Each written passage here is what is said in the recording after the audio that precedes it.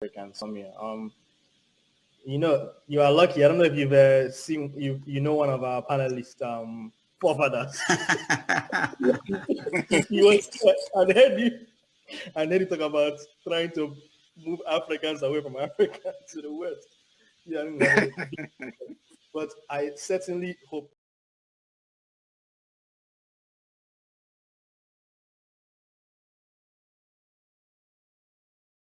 Africans come here. You are lucky. I don't know if you've seen one of our panelists, forefathers. He was, and then he talk about trying to move Africans away from Africa to the West. Yeah, I mean,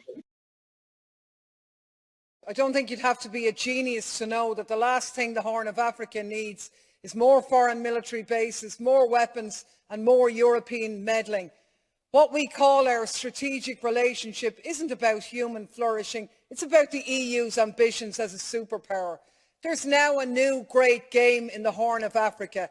Greater and lesser powers are pockmarking the place with military bases. France, the US, China, Germany, Japan, Italy, Saudi Arabia all have a presence in the tiny area of Djibouti alone. Mercenaries are swarming in from all quarters. The entire region is being militarised. War is in the air. And what about the people facing climate and food insecurity? None of this benefits them. We talk about instability, but we only make it worse. We flood the place with weapons, hand over the profits to European arms companies and charge the bill to our citizens. And then with the carnage, we go back in and we do it all again. It's a racket. Strategic relationship, it's one thing after another, isn't it? Really, it's the same as it ever was. And all I can say is, God save Africa from Europeans offering help.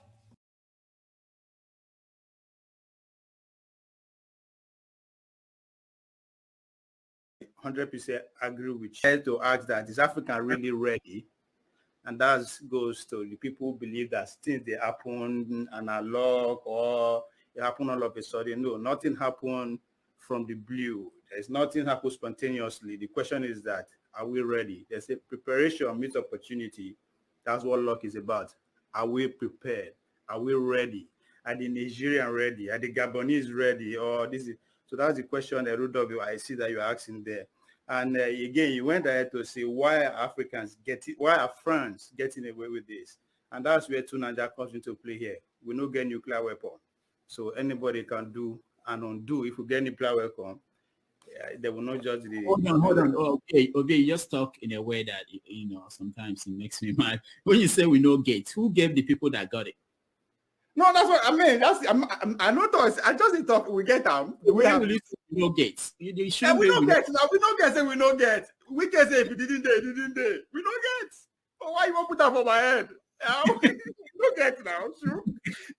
If you had the ambition, if your goal is. You ask the question, why are French getting away with what they are doing? I said because we don't get nuclear weapon. And that's now we know gates. If that's the problem, why don't you get it? If that's why you're not independent, why don't you get it? That's not the question you are asking, right? I'm responding to the question you asked. Why are they getting away with it? And I reference to Nigeria with his paranoians. And that's why I kind of respect him, right? They say only the paranoia survive, right? We don't get nuclear weapons, so anybody can come and dance and play as he or she wants, right? It don't happen before, it's happened again, it will happen again until we find a way. Then that's where that question now coming, why we no get, right? So that's a different question for another day. I think Paul says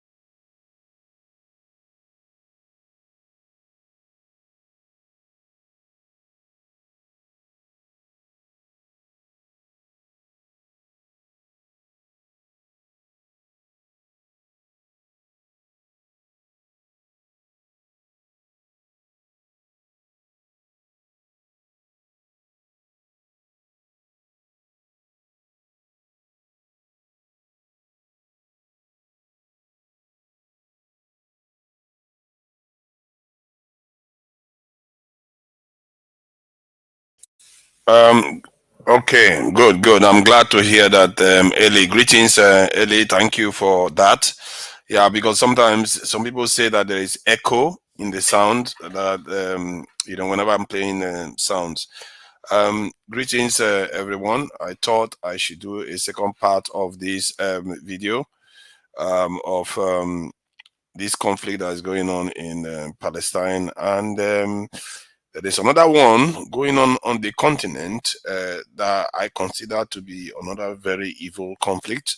The one in Congo that has been raging for decades without end.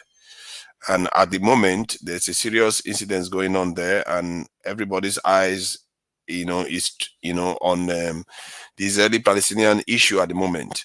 But while on our own continent, there's a lot of bad things going on.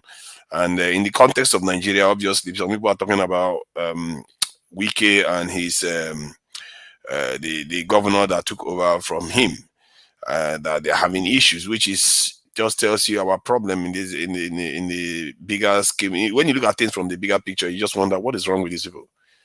I see we don't have bigger problems to worry about. It's about who is in charge, who is in charge. And I don't even hear any policy this argument between them that they're arguing over.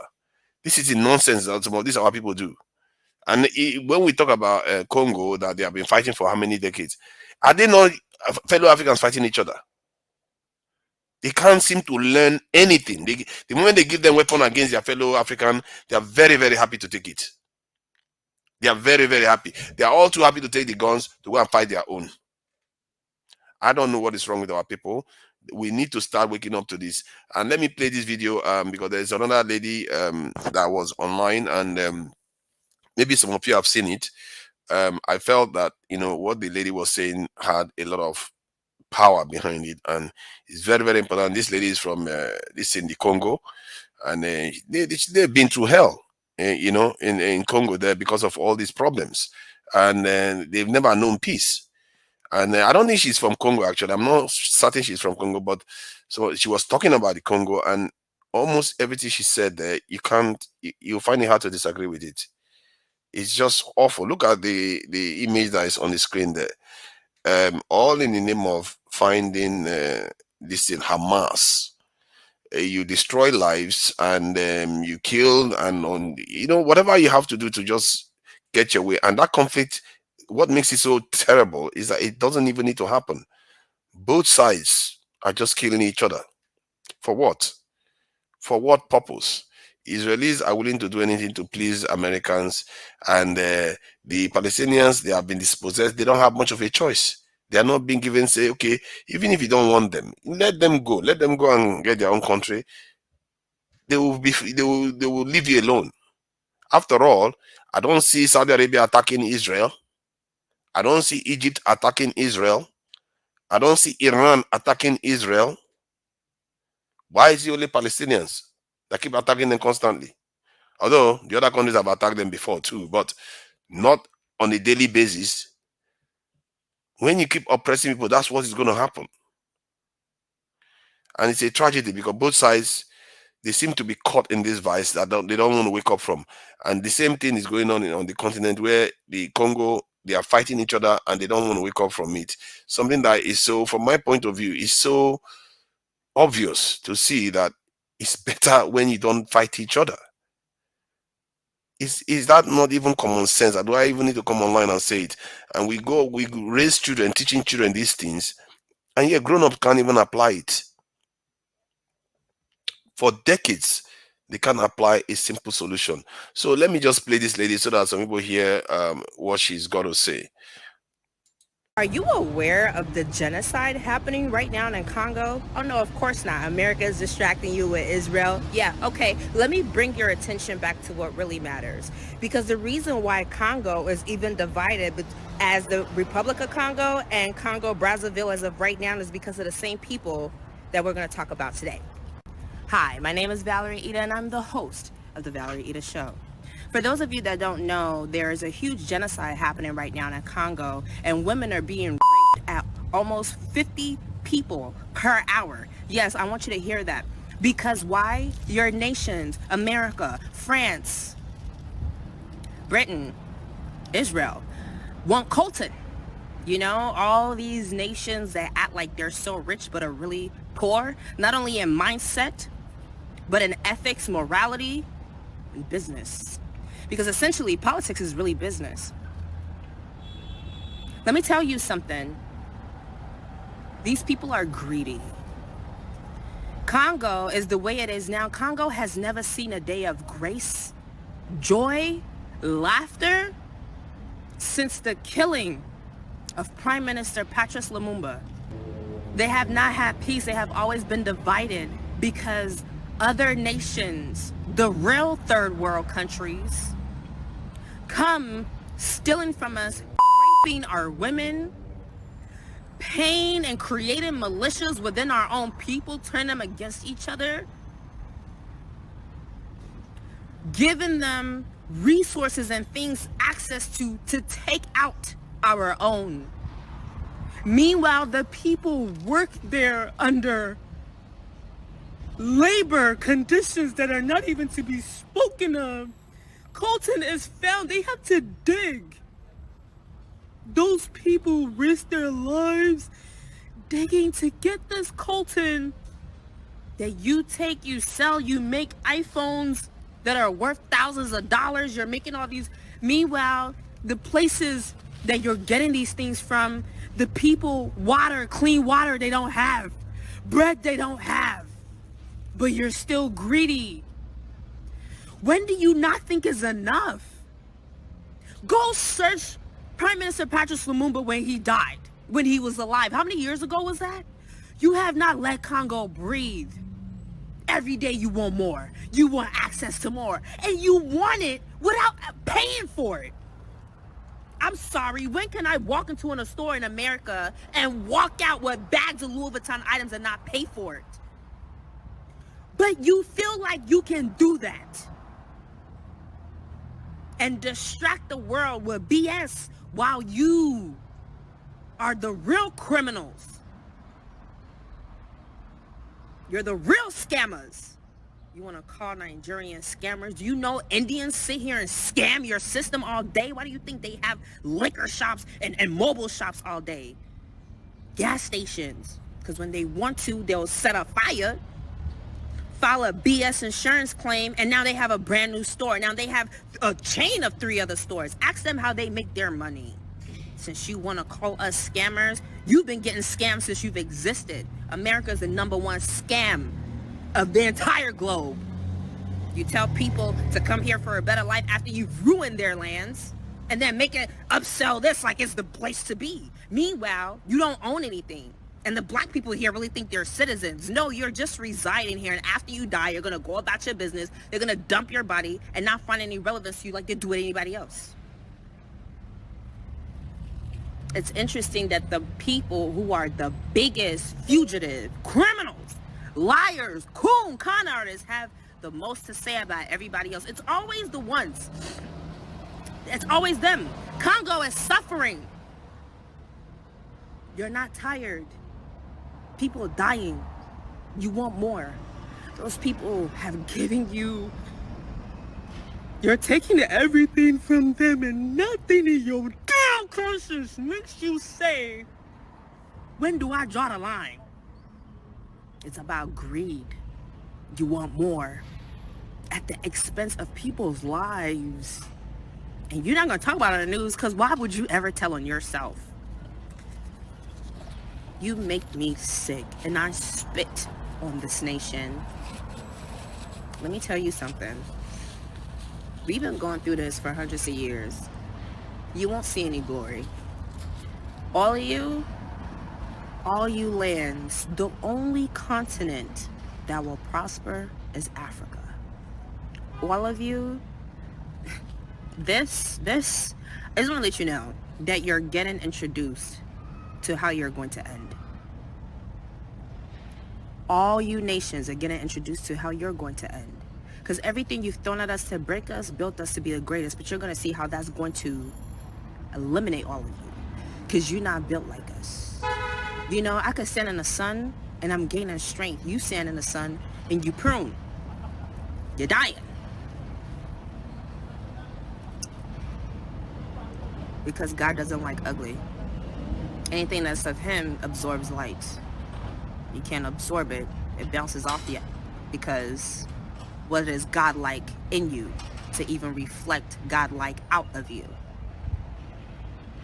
You make me sick. All of you nations make me sick. I'm disgusted. There is nothing human about this. There is no humanity. You've lost all of your marbles. All of it. And you just keep finding more puppets to play your games. All of you will have no peace. Yo, what? As you have forcefully stepped into seats and forcefully taken what's not yours, just wait. Olugo, it's time. What? Yo. Those people deserve a break. They deserve a united Congo. They deserve happiness, joy, laughter, dance. Africa needs everything you're taking away from it. I'm like, yo, you're killing my people, yo. And you sit here and expect me to treat y'all with kindness? You want love and respect? You don't have that decency in your blood. Yo, y'all are not human. Animals treat each other better than y'all treat. God, no. God, no. Why do we have to fight over grace and kindness? I want war.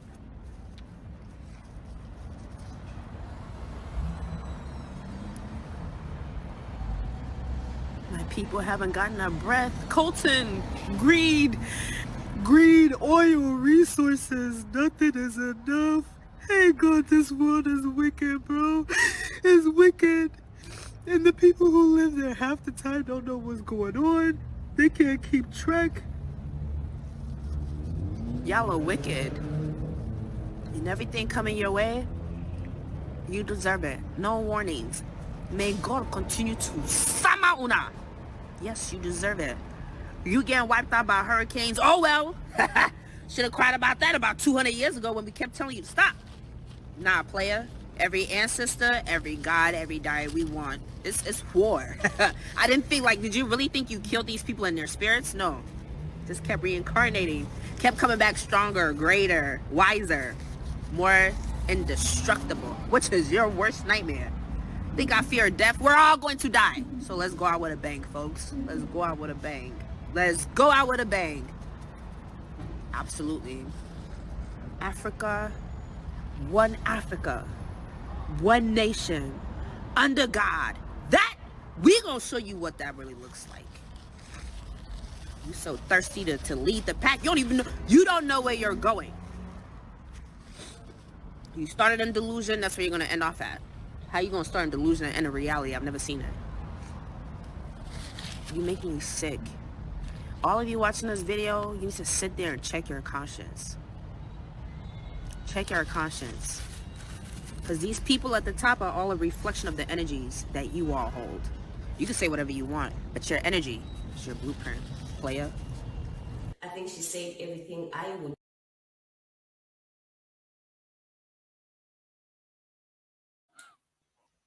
That is, I think sometimes it's just best to be quiet and just let it sink in.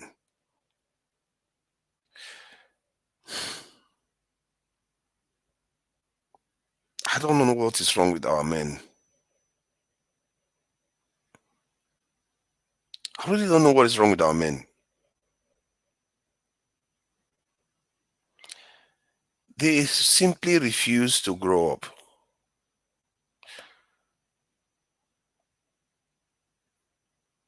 They are the instruments of their own destruction. They always take up arms against each other. Always. They don't have to bribe them a lot. Yes, they condition you. Yeah, that's understandable. They colonize you. Yes. But sometimes I just find it hard to believe, even if I understand what is going on a larger scale in terms of the geopolitics of the world and on a macro level. But you just can't help to just watch the men, the way they behave, with such lack of responsibility, no dignity, no honor. No honor.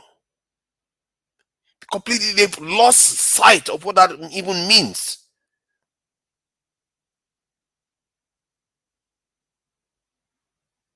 Now they are fighting each other again, and that they finish fighting to win by election in Nigeria. They will fight each other in Congo. They will fight each other in Somalia. They will fight each other in Sudan. They will fight. We just keep fighting each other. And for some of the most petty things, when the whole world is going ballistic. As a matter of fact, I might even say, so maybe the Palestinians even have more honor than we do. They are fighting for their land. Some of all these people, some of the fight we have in Africa is not for land, though. They're just fighting each other because they just want to get one over the other. It's not because they don't have land. No, they want to get more resources. They want to get more resources that they don't control. What sense does that even make? You don't even control the resources, and your only chance of controlling those resources if both of you work together. Your only chance of controlling the resources is if the sides that are fighting each other come together. And even that simple equation somehow eludes our men, completely eludes them. Unbelievable madness. And this is something that our forefathers did, though. They did it 400 years ago, 300 years ago, 200 years ago, 100 years ago. They keep doing it. They refuse to learn. And because those elites that they used to do all these things, they've never learned.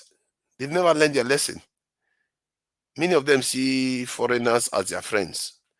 They equip them, they give them money. And the money they give them is pittance, really. But to them, it's a lot of money because many of these people have not seen money. They've also been deprived. If somebody brings $50 million and dumps in front of any Nigerian, I'm telling you, 80% of Nigerians men would take that money to do anything they want them to do. $50 million. They will take it. No matter what sin they ask them to perpetrate, they will perpetrate it.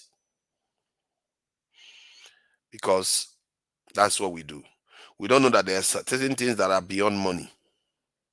And we need to start teaching our young ones that message. That some things is not about money. Every time you take money to compromise your people, you are killing people. From the smallest one to the biggest one is contributing to the problem. You heard what the lady said. You are part of it. That the energy you give out is what you are getting.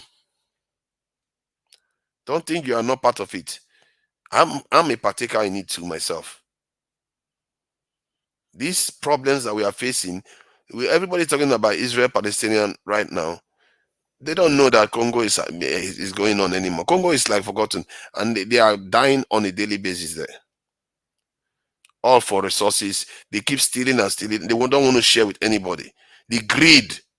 And there was something I saw on this thing today that I found very disturbing.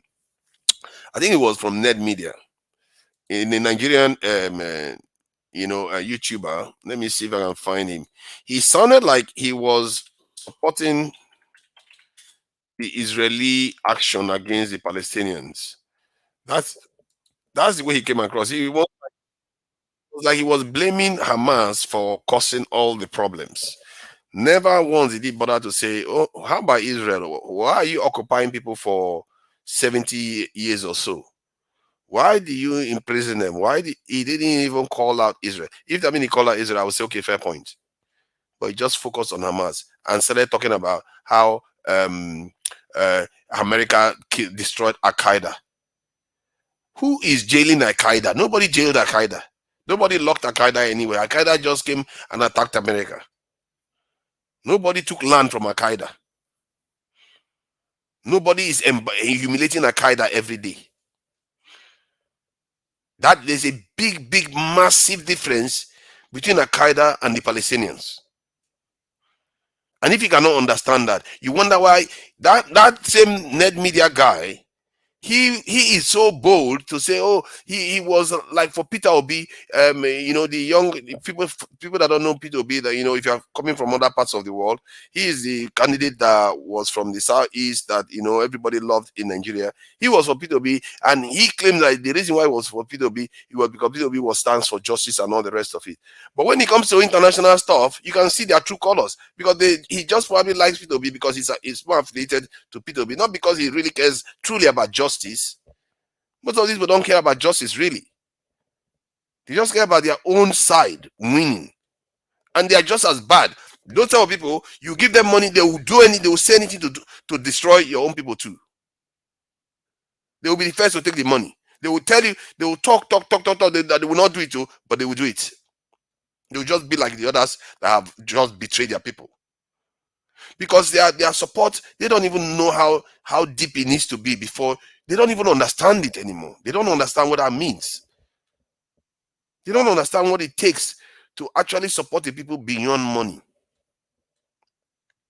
That this, whatever happens, no money is. In short, it's not because I don't like money, but because they understand that the true money is when your people actually become wealthy. That is even more money you're going to get. Not looking for short-term gains constantly. Whenever they give you 100,000, 50,000, 2 million, you are rushing. Like, because you've not seen money before. People that are willing to sell their people. He was like, Hamas is hiding under this thing and Gaza. So Israel has to go and destroy Hamas as if the war started just yesterday. Hamas did something. How do I put it even? Genocide. I guess it's genocidal. Catastrophic. Tragic.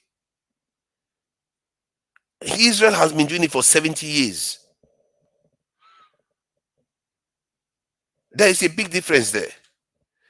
Hamas is not the one occupying Israel. Hamas is not the more powerful one.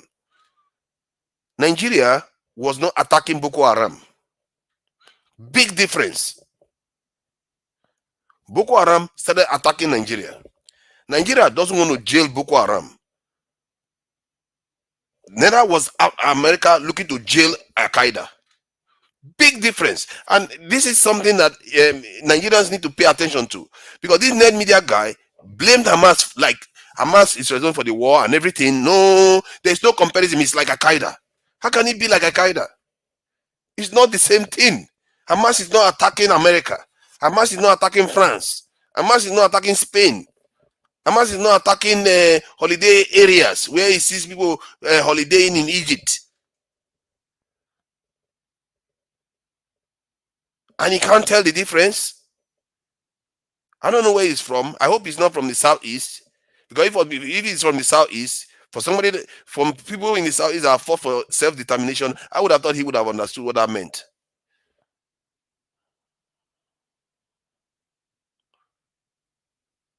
I'm shocked because I like net media, and I'm sure the truth is that my criticism today is not compared to the praises that I have for the work he has done. He has done a lot of good work, and I will try to say that as many times as possible, because sometimes it's so easy to criticize people but forget all the good things they've done. He has done a lot of good work towards the election. The coverage he gave was exceptional in Nigeria.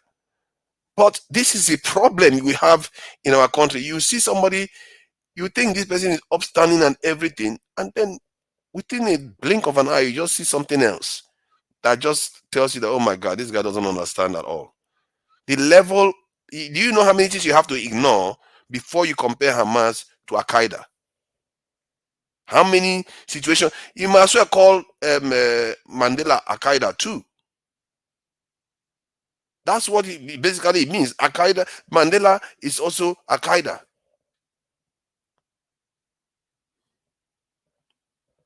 Look at this one. Is talking about first remove what's in your eye before removing someone else. What is in our eyes? The problem we are talking about here is, I agree with you actually in terms of dealing with our own problem first before we deal with other people's problem. But why did he go and get involved when he doesn't even know the issues, or when he is not vast, or maybe he is. Maybe he just deliberately decided to do this because he thinks he's going to get a bit of, patting on the back, or maybe because of religion or something. He just took the side of the Israelis. Who told him that Israel doesn't have military installations in civilian areas? That's another thing people forget to understand. Israel has military installation in civilian areas. Remember, Israel is not that big too. Israel is not that big. Israel is densely populated too. They have military installations in civilian areas. So if you are saying Hamas is not allowed to do what they are doing, then why is it okay for Israel to do it? It can't be okay for one side. It's not okay for both sides. It's a catastrophic tragedy what is going on there. As a matter of fact, Israel has been hijacked by foreign powers to use them to divide our Middle East. And that is the tragedy of the entire situation. How brothers can fight each other when they can get along and do better, that is scary to me. I don't understand how people can't even figure that one out. I can't understand it. And for me, I'm one of those women that are so fed up with people that can't even get that simple equation that if they are to be put down, they need to put some of these people down. Because if you look at in some of these Asian countries, they couldn't take all this nonsense. They were not in any mood to have divisive people around. So people are just out there. They don't want to understand that simple equation that if you work together, we are all going to do better. But you know what they don't like? Some people would rather they do less well, both sides do less well as long as they are on top. Some people will prefer that.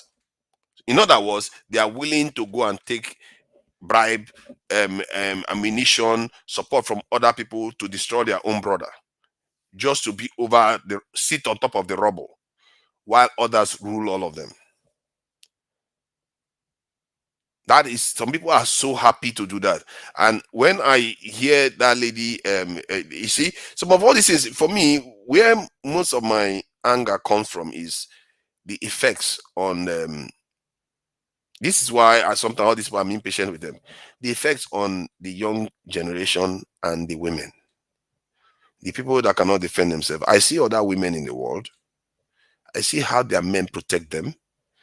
I see how their men look at black men. When they see black men, they don't want their women to near us at all. And sometimes you feel like, okay, they are paranoid, but that's what they should do. They are doing what they are meant to do, protect their own. But we never do. You see our women getting all kinds of treatment, maltreated, all kinds of, I don't even want to use the terms that I use out there. And our men just sit there twiddling their thumbs, and the first thing they think about is fighting each other. And I have to say, the women too, they have their own sides, their own areas to answer to. They have aspects that they are doing that is not helping them. Because they raise the children by and large most of the time to 5 years. Even if they are married, they are the ones that spend most of the time with the children. You can culture the children to really, really be brave children that stand with integrity on everything that they do. And if you see your child erring and doing things that are not right, you call them out.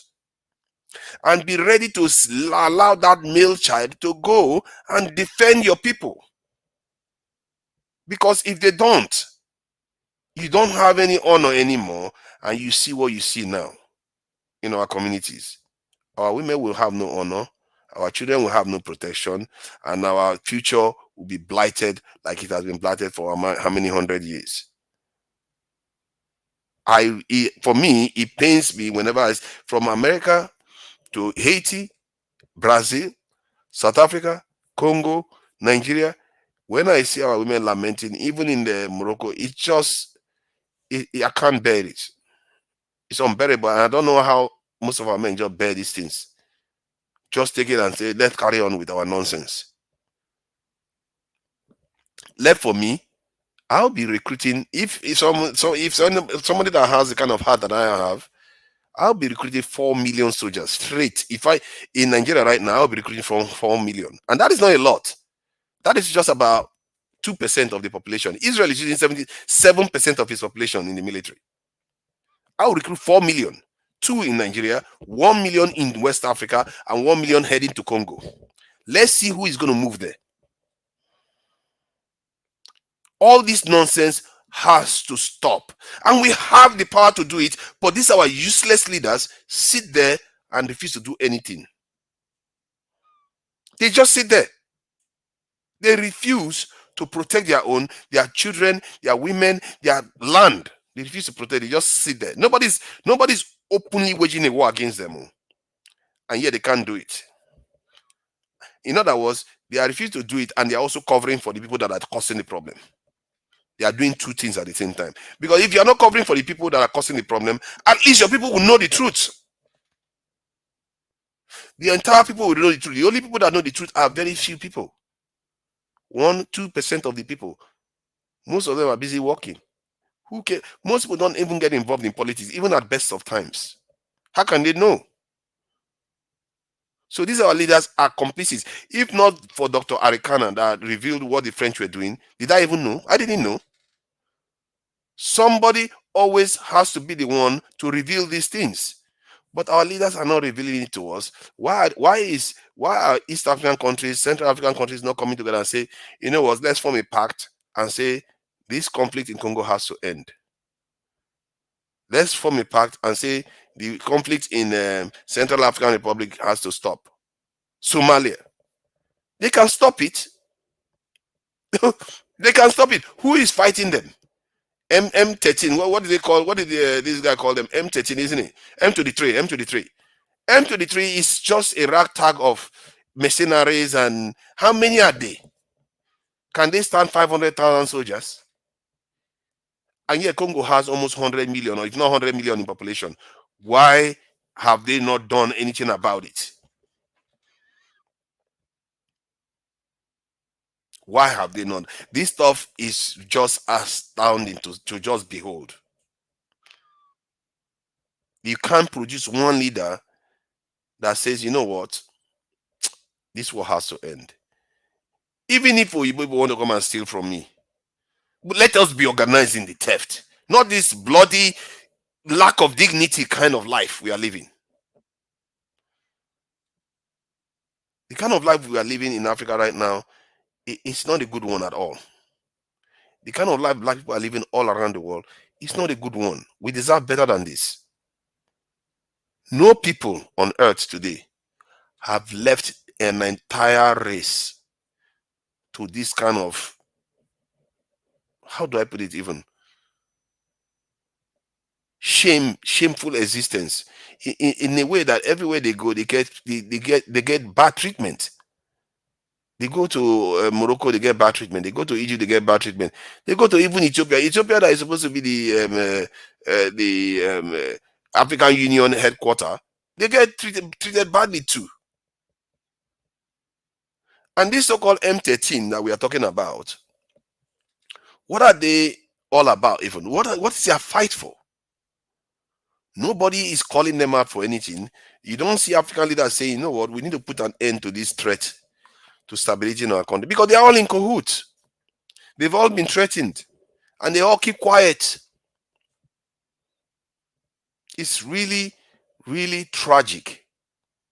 And the only solution I see to solving this problem is if Europeans stupidly try to invade one African country. When we say African country, black African country. That's the only solution I see. I wish I could find a better one, because I've looked around the world. The way nations tend to wake up to their responsibility to defend their people is when they watch their people either get decimated, invaded, and survive it. You have to survive it. If you don't survive that invasion, the people that conquer you will go on to brainwash the people that they will leave in power.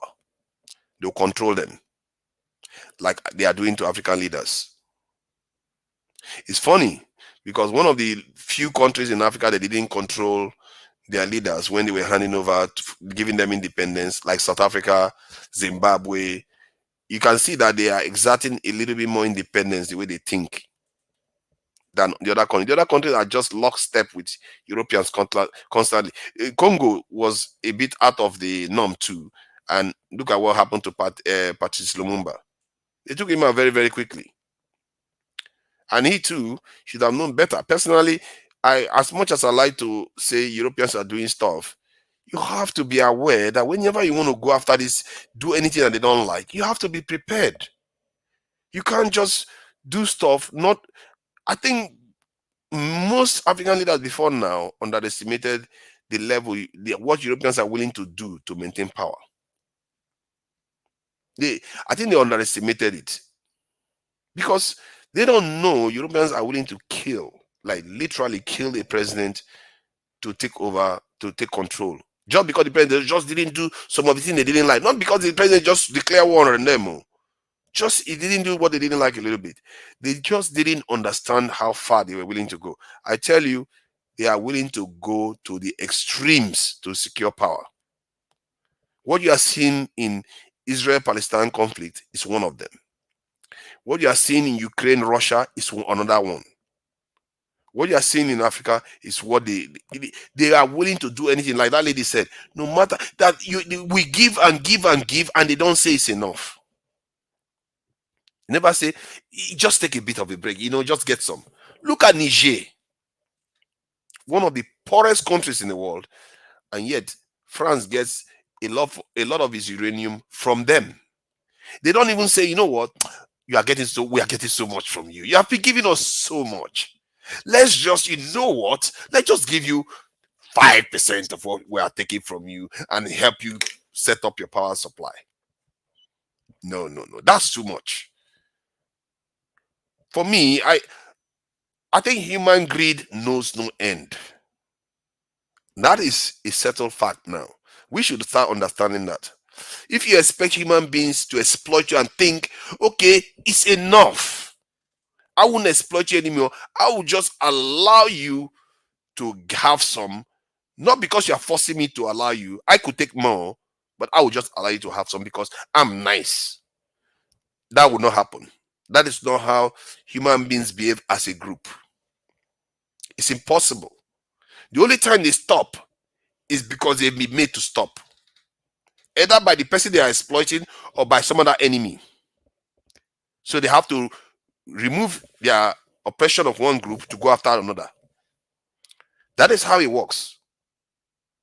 Everything you see in Africa today, everything you see in America today, Americans think they fought and the Europeans are nice and they gave them freedom. No, they gave them freedom because they feared what the Americans were going to do, especially during the Cold War. If they started a civil war with the black people in America during that time, they would have lost that Cold War. Because when the superpower in the world is engaged in a civil war while the Soviet Union is building influence, they would have lost the Cold War. So they have to concede to the Americans, the black Americans then. But by the time we did it, they already had a plan to decimate the community with drugs and all the rest of it. Human beings they don't know anything else other than greed. I don't know how African kingdom used to be before, whether they were more generous. But from what I've seen in life, from my experience, the only time people stop oppressing you is when you make them stop. That's the only time. They will never feel sorry for you. They didn't give us independence out of the goodness of their hearts. It was all about what they can manage. And people forget, Germany was in France already. France had an empire, while Germany had already taken over France. Was on its way to take over the UK when they got distracted by Russia, which was one of the stupidest things that they could have done. Why go after Russia when you can just take the UK? Hitler, that move Hitler make is a weird one. It's a very strange move. As a military person, and he was a soldier, why would you go after Russia first? What is in Russia that is so important? UK had the world under its control. You've already taken France. The next thing to do was take the UK. Russia didn't control the world. Russia barely had access to the sea, to the oceans. So why bother with Russia? Man, Hitler, that guy is dumb, man. He's so dumb. It doesn't even make sense what he did. He's so dumb. Maybe he's worried that if he took over those two countries, Russia was going to come from behind him and take over. I don't think so. Russia didn't have the capacity. They didn't have the access. You would have had the access because you had the French and you had the English. They all have access to the sea. Russia doesn't. So, which was a very, very strange move for him to make. But that said, that is history now. But the point is, nations don't grant you freedom at all. They only grant it when you have earned it. The reason why Japan is doing well today is because they know Japan is not going to take rubbish. They had to knock. You know what they did to Japan before Japan surrendered. Look at what they had to do to Germany before Germany surrendered, and look at how they treated them versus how they treated us. That should tell you what you need to know. The way they treat people is what the people have earned. The way they are treating us is what we have earned. People think they especially hate us. I don't think so. There might be a little bit of racism here and there, but there is also tribalism, and both are actually as deadly as each other. I don't see much of a difference between racism and tribalism because they're just as deadly. So what demarcates them is what the people have done to earn their respect, whether it's European like the Germans or the Asians like the Japanese, the North Koreans, the South Koreans, Taiwanese. Those who have earned their respect, even Vietnamese, because they said, you know what, you can bully us, but we are not going to let you go get away with it easily. You're going to get a fight on your hands. And by the time that fight is done, your children will have a better future, which they are enjoying now. And that's what net media is saying the Palestinians should just, you don't have to fight, just allow Israel to just keep oppressive for 70 years. This is why we are enslaved as a people. That kind of mentality, that's what triggered me to an extent to bring this in up, because it's just like saying, oh, why are you fighting them? Because you shouldn't have to fight back because you are evil and you are building bunkers under cities in Gaza, so Israel has to go there and blow people up. Yeah, I know that, but that's the tragedy of the situation. That's how you are supposed to be reporting it, not looking at it as if it's Hamas' fault. I don't even think it's Israel's fault. That's how weird it is. I don't even think it's Israel's fault. You know who I hold responsible for what is going on there? The US. The US is the one I hold responsible because the US has the power to make peace. They refuse to because they are enjoying the divide and rule. This is the oldest game in town. It's so effective, it's ridiculous. It's one of the most effective things you can do to people, divide them and rule them. You know what? Let me just play some of his videos so that some people hear it, because it's easy. Many Nigerians will watch that video and they were like, oh, thank you for this analysis, it's so good. They forget that the analysis is kind of analysis that puts people to sleep, that tells you, you know what you do? When you see a monster that can bully you, stand back. Don't do anything. Just lie down and die. Pretend as if you can't fight back because they are going to feel sorry for you. No, they won't. That's not how the world works. They don't need to. Individually, they might, but as a society, they won't. The only thing they would do would depend on how their society is crafted. It will depend on how they show mercy. It will depend on what they accept and what they don't accept. It wouldn't have nothing to do with you. It will not have anything to do with whether you beg them or not. Let me play this. This is so some people hear what he's going to say.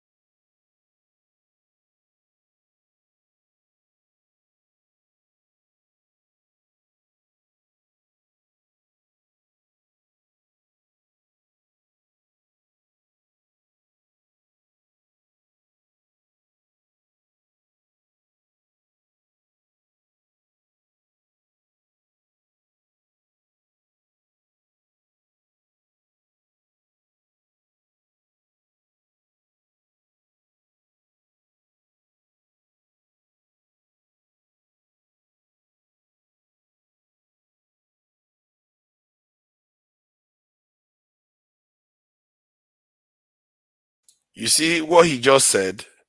To show you his blind bias, this is just atrocious stuff. This vehicle from Iran that was going to Syria is not because he's at war with America. He didn't even say that. He just said the vehicle was going from Iran to Syria and America attacked it. And you are blaming them. You are not calling the side that is attacking the other side that has not started any fight with them. Israel goes into Syria, bombs them regularly. They actually bombed them over the weekend too. Kill people in Syria, but this guy completely missed that memo somehow. Did he see Syria attack Israel back?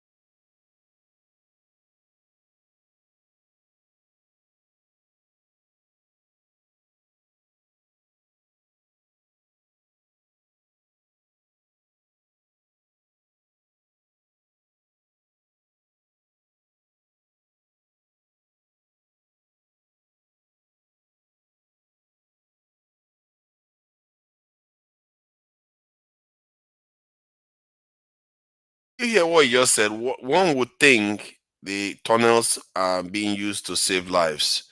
Oh, so there was no sound? Oh no! Why did nobody tell me earlier on? Thank you for letting me know. I think it's this new thing that these people are doing. I need to sort it out. Let me just sort it out now. I think I need to go off and come back in. AY is here, troublemaker. You don't come and trouble me this evening. Let me see. Father. Let me see. Let me see. I need to. Naja could be your troublemaker. No, Jagu. We are Jagu. We are good. And we are good. Oh, you see this thing now. YouTube changed the way they share this media. Let me go back again. Oh my God, what a waste of time! Really, there was no audio all this while. Okay, let me play it. Trying to figure out how to retaliate. All the way from Yemen and over the Red Sea, the Israeli aerial defense system named I hope the audio is good now. Could you hear it? Yeah. Arrow was able to intercept the missile. Mind you, the Arrow is different from Iron Dome. The Iron Dome intercepts short-range, smaller rockets, while the Arrow is built for the bigger surface-to-surface missiles. It's become obvious that the war is between Israel and Iran. Iran are fighting through many proxies: Hamas, Hezbollah, and Houthi rebels.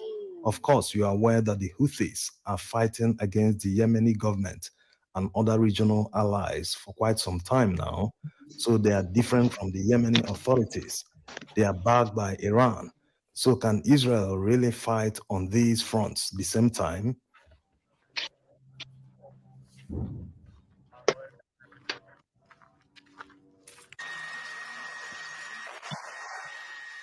Remember that they've bombed Aleppo airport and other targets in Syria of recent.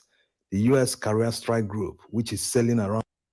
Is that what he said? They bombed Aleppo somewhere in Syria recently. He even chose to omit the fact that they killed people in Syria. He didn't see Syria attack Israel. Oh, he didn't say anything about that. he carried on. This guy is, for me, the way he covered this thing was just totally disgraceful. Around the Eastern Mediterranean is supposed to be a deterrent to any group or country trying to join the war. But it seems many Iranian proxies are determined to join and escalate the war with Israel. The US strike group is up to the task, though. This Iranian container crossing from Iran to Syria received the perfect warning. A truck going from Iran to Syria received the perfect warning. Like, did they attack America? I don't see anybody attacking America there. Who is the troublemaker? Like, this guy is out of his mind. I've never seen him so tone deaf before. And this was somebody that was covering P2B and everything. He's so tone deaf, it doesn't even make sense. What kind of judgment is that? Unbelievable stuff.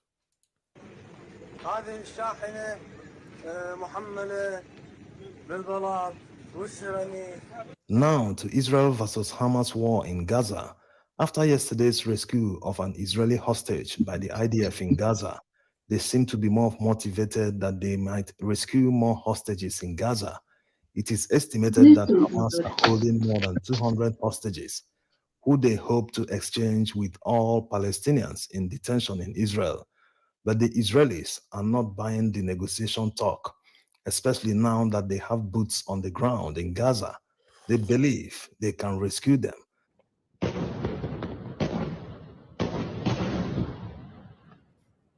The bombardments coming from the Israeli fighter jets, drones, and tanks are taking a huge toll on Palestinians. Innocent lives are being hit. It's a pity.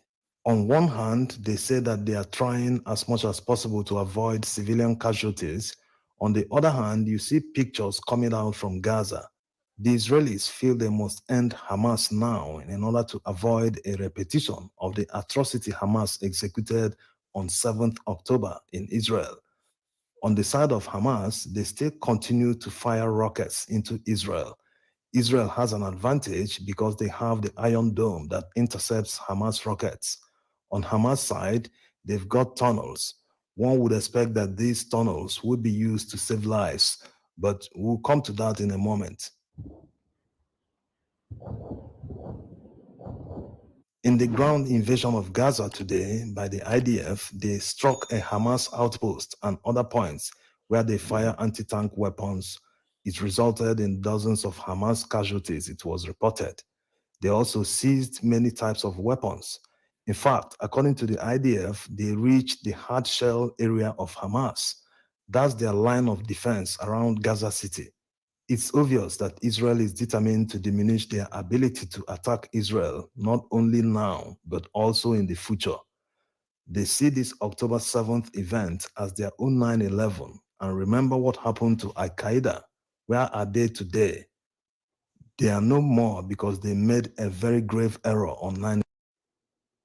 You see the moment he started bringing Al Qaeda into there, I was like, this guy, how is Al Qaeda similar to Hamas? Al Qaeda is attacking anybody that is not friendly to the agenda around the world. Hamas is attacking Israel only. It's not going out of the territory to attack the UK or America or anybody. Only Israel. And Hamas is not, as a matter of fact, Hamas was sponsored by Israelis.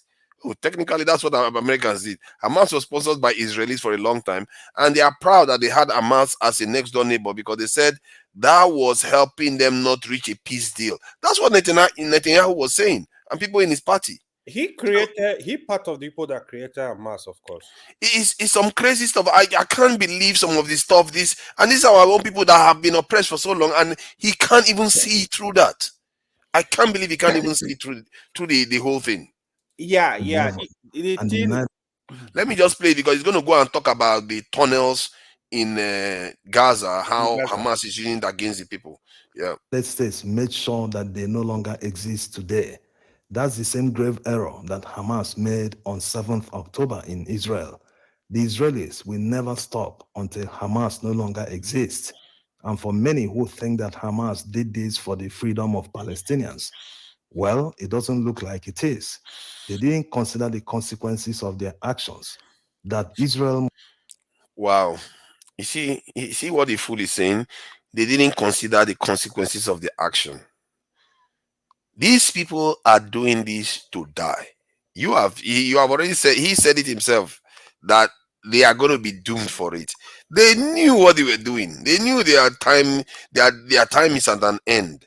They are doing it because they felt it is important to do it. This bloodshed that they have done today may actually eventually lead to a peace deal eventually, because now they know this is unsustainable. They can't pretend as if they don't exist anymore now. You can't. You have to decide, either you kick them out of that land, or you genocide all of them, or you may give them peace deal. Either a two-state solution or one-state solution. There is no other solution to this. You can't sit there, because one day Israel is going to create another one that is going to even do more damage. Because you can't keep oppressing people. I expect them not to rebel against you, or not to find a way to do something against you. They will figure out a way. Because it's not only Hamas, there's Islamic Jihad there.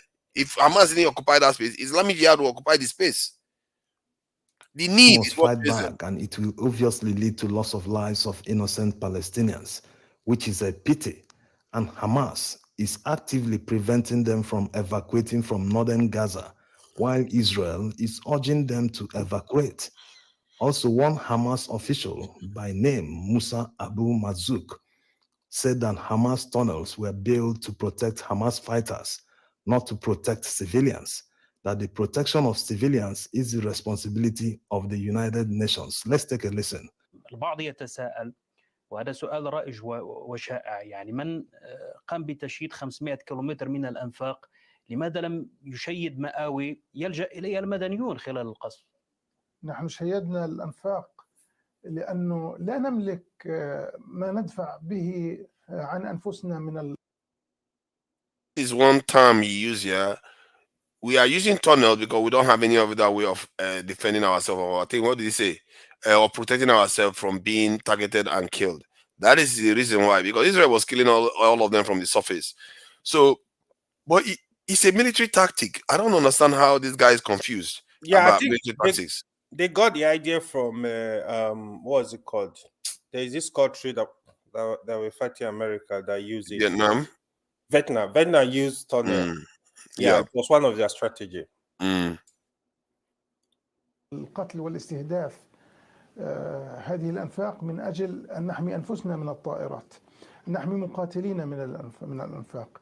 أما القطاع غزة فأنت تعلم والجميع يعلم بأنه 75% منه لاجئين، واللاجئين هو مسؤولية الأمم المتحدة في حمايتهم، مسؤولية الاحتلال في أن يقدم كل تبعا لاتفاقية جنيف الدولية أن يقدم لهم كل الخدمات وهم تحت الاحتلال. So on the Israeli side, they build bomb shelters to protect their citizens from Hamas rockets. In Gaza, Hamas has a network of tunnels, but they wouldn't shelter Palestinians inside these tunnels to protect them. The way he put it now, you can argue that, yes, maybe Hamas could have done some things to protect civilian lives when Israelis are attacking. Because if, let's say, you encourage people to build bunkers, or what they call them, there's this term that they use in UK, I've forgotten, like underground this thing. So bunker with this bomb, missiles. No. The point I'm making there is that, like, if you have them, I've forgotten what they are called in the UK, on the basement. If they have them, what tends to happen is that if they blow up the building next door, you are likely to survive more than when your building is just exposed. So if I was Hamas, I would have made sure all their building is as a regulation has to have a basement. You see what I mean? So that is a fair criticism from that point of view.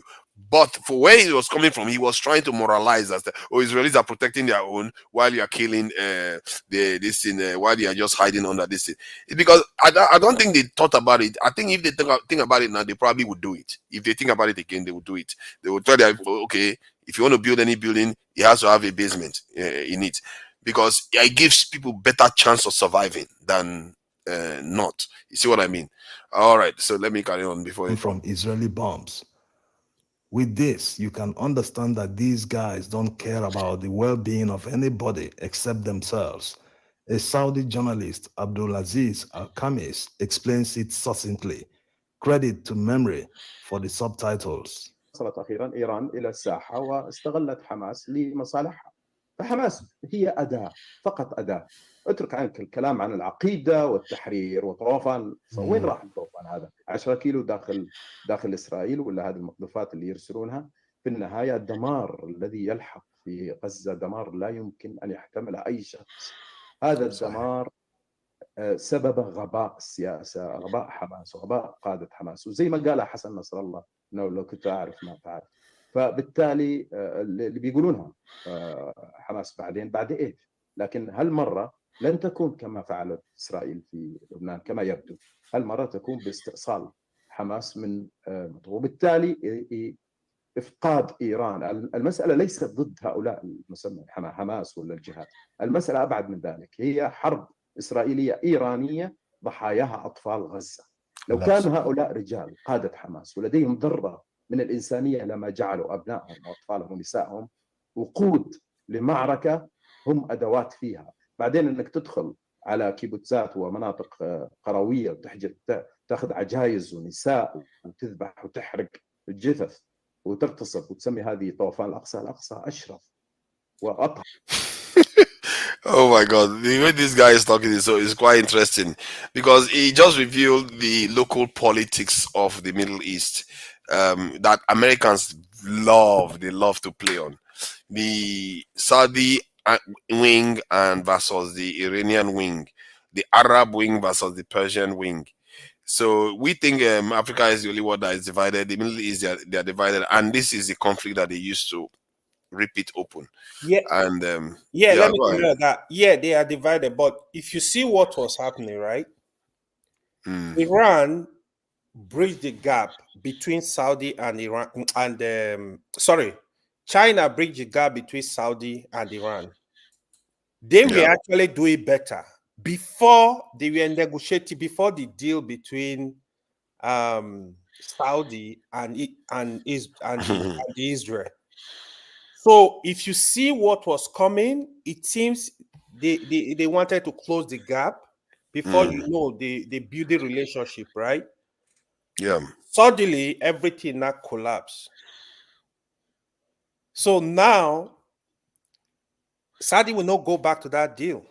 Because the mistake Saudi made, if you ask me, if Palestinians are your brothers, you would have put them in the deal, like negotiate for them, let them have their own state. Don't worry, every Arab country, we're gonna work with you. Israel, you are our brother, but you need to give Palestinians, create their state for them, let them have their freedom. Because if you when I hear people talk sometimes about this issue, now I can't even watch the video, what is going on, the killing, the how they destroy people, the hunger, the evil that is just happening there, right? So if you really go back to history, what is going on, we are just hearing about the war now. This is an open air prison. Every day is war for Palestinians. If you stop, it's really horrible. Every day they are in open air prison. So I heard you were criticizing somebody today, right? I've listened to some people that claim they fighting for justice, even when somebody come on, I know, like frankly condemn Israel. The last speaker guest also condemned Israel. People come on the platform and start attacking them. Oh, why are you? These are people that have followed this thing for years. If you said you believe in justice, you believe in freedom, why are you supporting these people? You see what South Africa did? South Africa, they did blink an eye. They gave full for both the president, both Julius Malema, they gave full force. Malema said, if I was the president of South Africa, I will drive all the Israeli diplomats out of my country. So again, coming back to Africa, you were discussing that. Africa needs to wake up. The way you saying it, keep it on, forefather. Don't let anybody bully you. You can't say it better.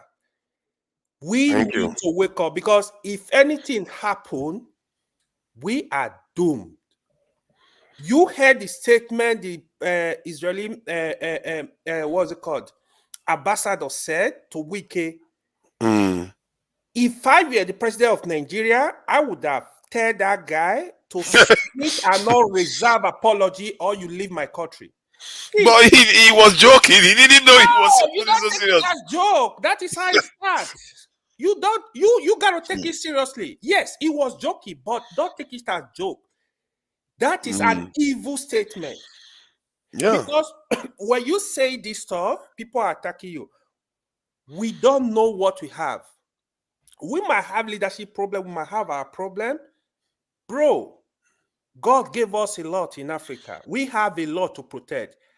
One thing I was happy about what Tinubu did. Tinubu really listened and not sending soldiers to Niger. That was a smart move. If he had done that, that would have been another complete disaster. His government will be over. Not just his government will be over too. He was smart. He listened to people. He listened to the voice of Nigeria. He backed out. Tinubu said it openly. He said, I'm under pressure. I'm under pressure to do this. Because this is how they operate. I didn't see that. Where did he say that? No, I wish I saw that video. He said it. Look for the video. Yeah, look for the video. Tinubu made the statement. He said it. He did not hide it. He said, I'm under pressure to take a decision. When some group visited him, we were talking about the Northern group, talking about it like, hey, we got it. He said, I'm under pressure. So now, you were talking about Congo. All this crisis happening in Africa. Who is called? They are not from Africa. Look at today. Take Sudan as a case study. When Umar al-Bashir was in power, just like the way we have crisis in Nigeria now, Sudan is dominated by Christians in the south. They are not really, most of them are not really Christian. But the Muslims are mostly in the north. Al-Bashir was from the north. Even al-Bashir never liked his style, but they were having issues. People were looking for breakup. Let's break up the country. The country was break up. South go your way, not go your way. The South Sudan, it was not up to 6 months. It was civil war. See, today they're fighting, killing themselves. The North Sudan, what now happened? Majority are Muslims. Today they started during Ramadan. Forgot what they started. They are still killing themselves. If this country were together, today, you know what you will hear? Oh, Muslim and Christian are fighting in Sudan. Stupidity, but people will still come defending this garbage. You killing your own people. Like a lot of us lack deductive reasoning. We think we lack deductive. We don't subtract things that should not be there. You know, you should know there's something more going on here. So there's something more going on. People don't. Okay. Look at what. See. There is one thing you also said. I believe in, right? If as a country, it's not even a country. Your home. If you don't protect it, people will invade it and do what they like to you. Now, I've not seen this name Miriam before. Miriam, please say something just to confirm you're a human being. Show video.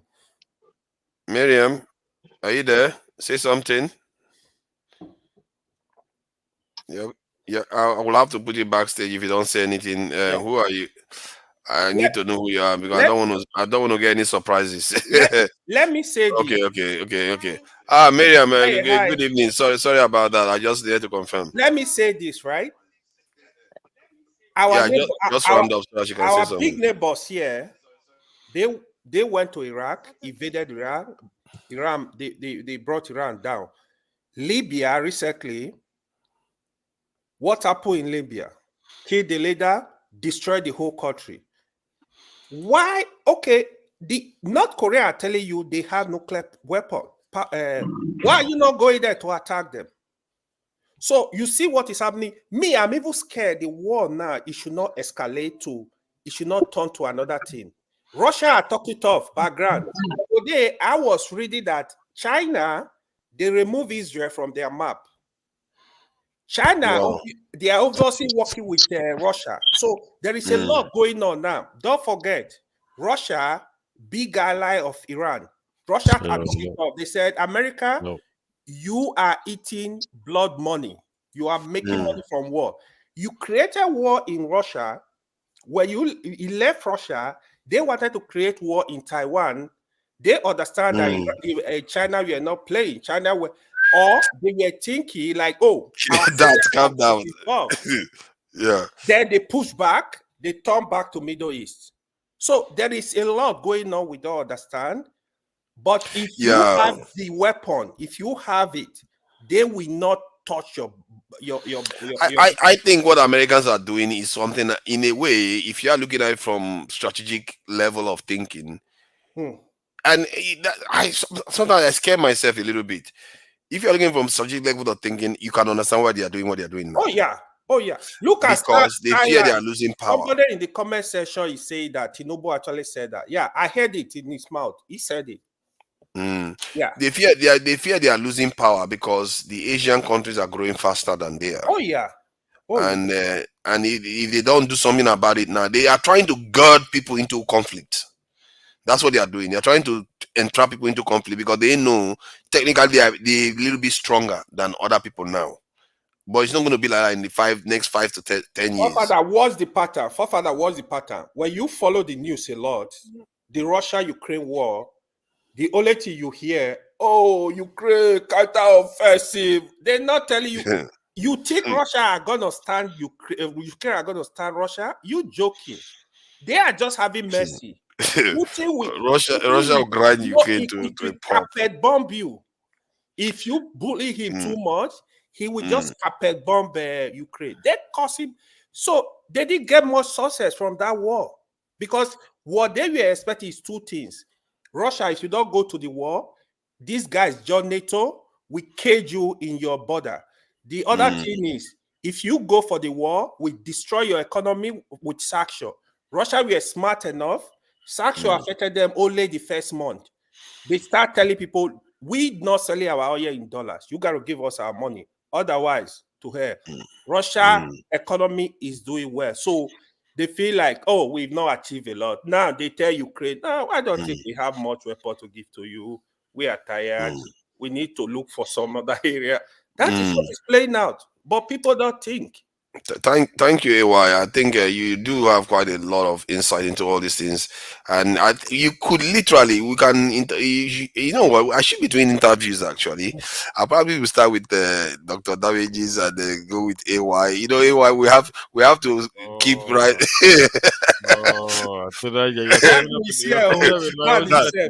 That. Okay, yeah, let's let that. You're stealing my idea now. You're stealing my idea. Did I steal the idea? My idea. I started my stream the other couple of days. I'm interviewing individuals and their ideas and all that. Oh, I didn't know. You know. How come? Oh my!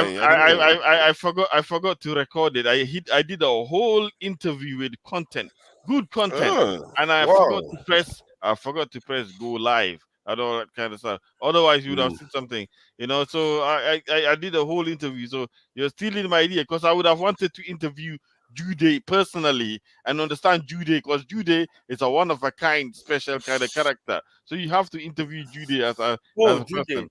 Yeah. Jude. I don't know what kind of character Jude is. No, never mind. Jude is special. You spend half of your time talking how doomed we are. I do want to interview Jude. I'll interview Jude and allow him to have his space. He's the only guy. So I'm gonna run my show very soon. Tunaja, well done. This is a good show, and you are inviting people. We'll be waiting for you to get going and all that stuff. So it's great. There's so much that has been said in this topic as well. Like I cannot address all points because there's so many points made, but I'll stick to what I've got to submit as well. Yes, I did hear what Habibi had to say as well. In terms of look at what these people are suffering over there. You should look after your own benefit and we worry about your own thing. But the more I continue to watch this situation, the more I feel bad. The more I feel bad, I say, yes, I understand. Yes, these Palestinians can just be as the fucking dickheads that they can. Sorry, I'm sorry. They could just be as racist as they can. But the more I'm watching the inhumanity, the more I'm feeling. You understand? The more I'm feeling for it. Yes, I understand. Like somebody even did mention a case and said like even it was made on the BBC yesterday also that Israel is kind of like Hamas is kind of like an asset to Israel.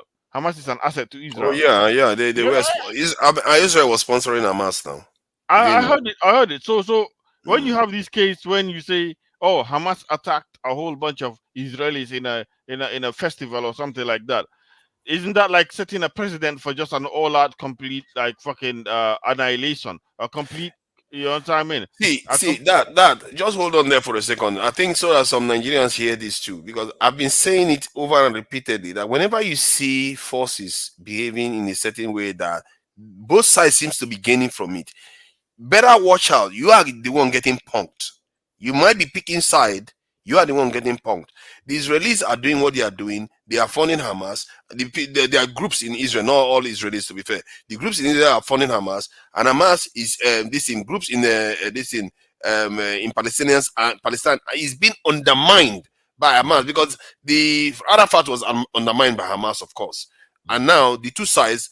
What have they succeeded in doing? Creating conflict, division, and weakening their own people. The same thing is happening in our country. It's happening in many countries around the world. This M23 or something that they said in Congo is ravaging that country. How? See, I don't understand how African country leaders can just sit there and allow this to just keep happening. And they have millions of people at their disposal. Tonight, the destabilization happened in Thailand. It happened in India. The IMF also did that. They destabilized Thailand and all that kind of stuff. I just watched a recent DW documentary how the IMF was subverting Thailand in front of actually creating an Asian currency. What times were these times? When did they do these things? This was in the 80s. In the 80s. Now they can't do it anymore. Yeah, when Japan said we're gonna create an Asian kind of currency, the IMF said no, the United States said no, and all that stuff. So this thing plunged Thailand in an era of depression and recession for a long time. People were suffering and all that stuff. In India, they did the same thing. In India, it was the Mughal Empire. So they divided the Hindus from the Mughals and all that kind of stuff. So this divide and conquer, they promised the Hindus they were going to gain power. In the end, what happened? They just had Pakistan and India. But anyways, I digress. Divide and conquer, what I'm trying to say, is a strategy that's always alive and it always works. It's not to say that, oh, just because you're aware of it, you're impervious to it. You're not impervious to it. You are impervious to being divided as well if you don't watch your step. Yeah. This Israel and Pakistan, for me personally, I would have gone with Habibi's mentality and say, okay, fine, I don't care, because Palestinians will just be as horrible as the. But the more I see the inhumanity, it just breaks my heart. It really breaks my heart, and I think it's not. I think it's very akin to Nazism. What the Nazis did. I didn't know that they even had this kind of like almost like it's kind of small cinema where they go and watch what their military is doing in Gaza.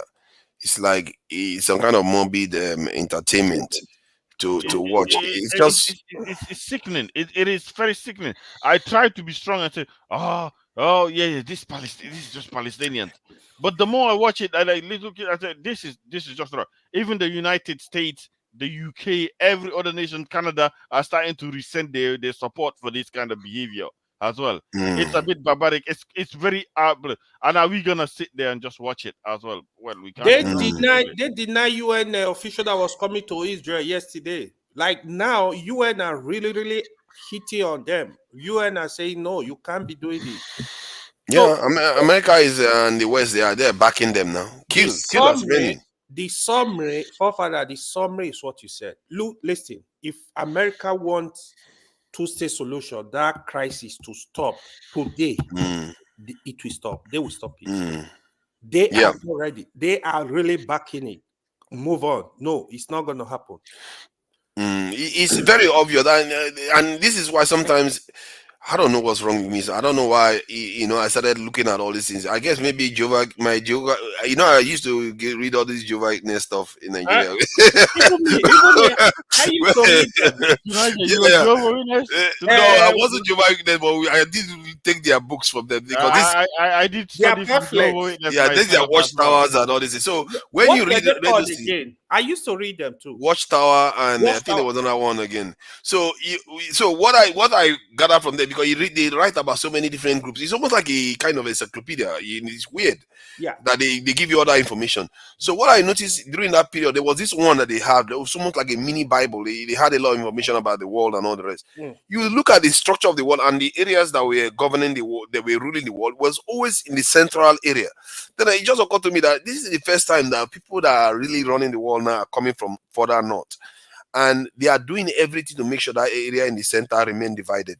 And this is the reason why, if you look at the English and the Americans, they are at the forefront, making sure the Middle East is divided. They claim to be negotiating between Israel and Saudi Arabia to come together, and look at everything blow up in their faces. I tell you, these people, that's why I say there's nothing people will not do if they can get one over you. There is no mercy. There is no pity. The only pity there is if you push back. That's when they give way. There's no room. It's only their own culture that can limit them, not because they feel sorry for you. Nobody ever used because they feel sorry for you and give you a little bit of this is for you to survive. It has nothing to do with you. And that's something we as a people need to understand. And some of the mentality that net media was using is what I had an issue with. Like, why would you expect them to feel sorry for you? They won't feel sorry for you. You have to fight them. And in a way, that's what Palestinians have come to realize, that if we expect these people to feel sorry for us, they won't. You have to fight back. The only way they will respect you, and maybe, just maybe, even if Hamas is dust under the ground, but because of what has happened, because of the phenomenon that just occurred overnight, over 1,000 people lost their lives in an atrocious crime, they would think twice that this crime probably wouldn't have the space to have occurred if this occupation didn't exist. So they will have to learn their lesson. Yeah, that's what it is. So thank you, this and that.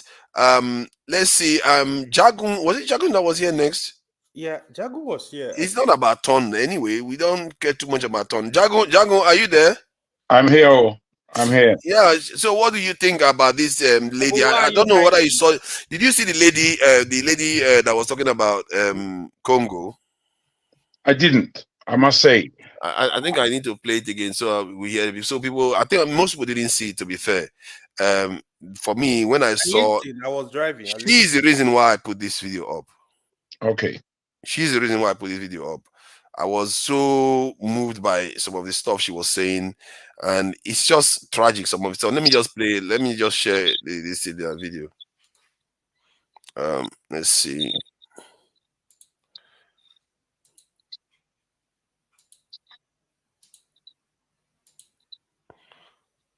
Are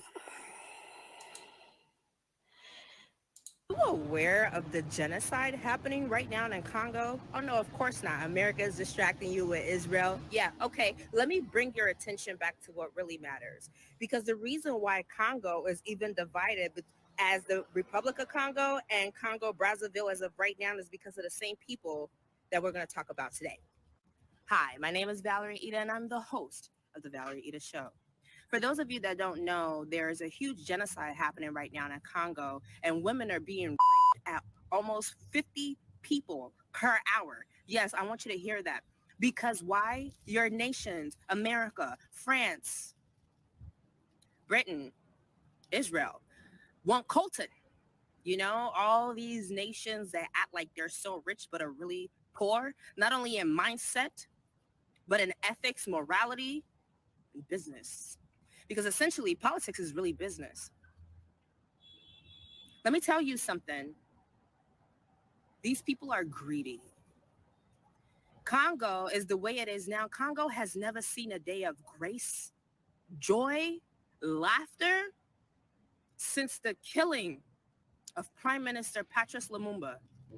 They have not had peace. They have always been divided because other nations, the real third world countries, come stealing from us, raping our women, paying and creating militias within our own people, turn them against each other,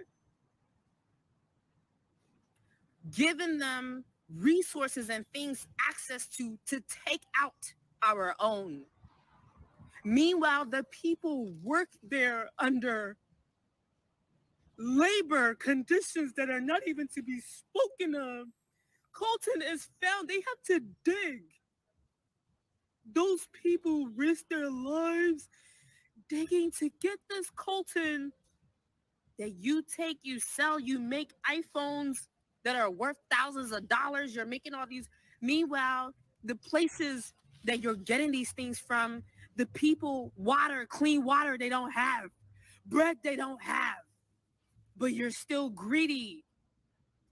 When do you not think is enough? Go search Prime Minister Patrice Lumumba when he died, when he was alive. How many years ago was that? You have not let Congo breathe. Every day you want more. You want access to more. And you want it without paying for it. I'm sorry, when can I walk into a store in America and walk out with bags of Louis Vuitton items and not pay for it? But you feel like you can do that and distract the world with BS while you are the real criminals. You're the real scammers. You want to call Nigerian scammers? Do you know Indians sit here and scam your system all day? Why do you think they have liquor shops and mobile shops all day? Gas stations. Because when they want to, they'll set a fire, file a BS insurance claim, and now they have a brand new store. Now they have a chain of 3 other stores. Ask them how they make their money. Since you want to call us scammers, you've been getting scammed since you've existed. America is the #1 scam of the entire globe. You tell people to come here for a better life after you've ruined their lands and then make it upsell this like it's the place to be. Meanwhile, you don't own anything. And the black people here really think they're citizens. No, you're just residing here. And after you die, you're going to go about your business. They're going to dump your body and not find any relevance to you like they do with anybody else. That point is very strong. It's stronger than most people, because she said it in passing that you come, you walk, you die, and they'll dump your body, and they will not find any relevance to your lives. That is something nobody will mourn you. They will not, because the dominant culture will mostly mourn their own. It's just what it is.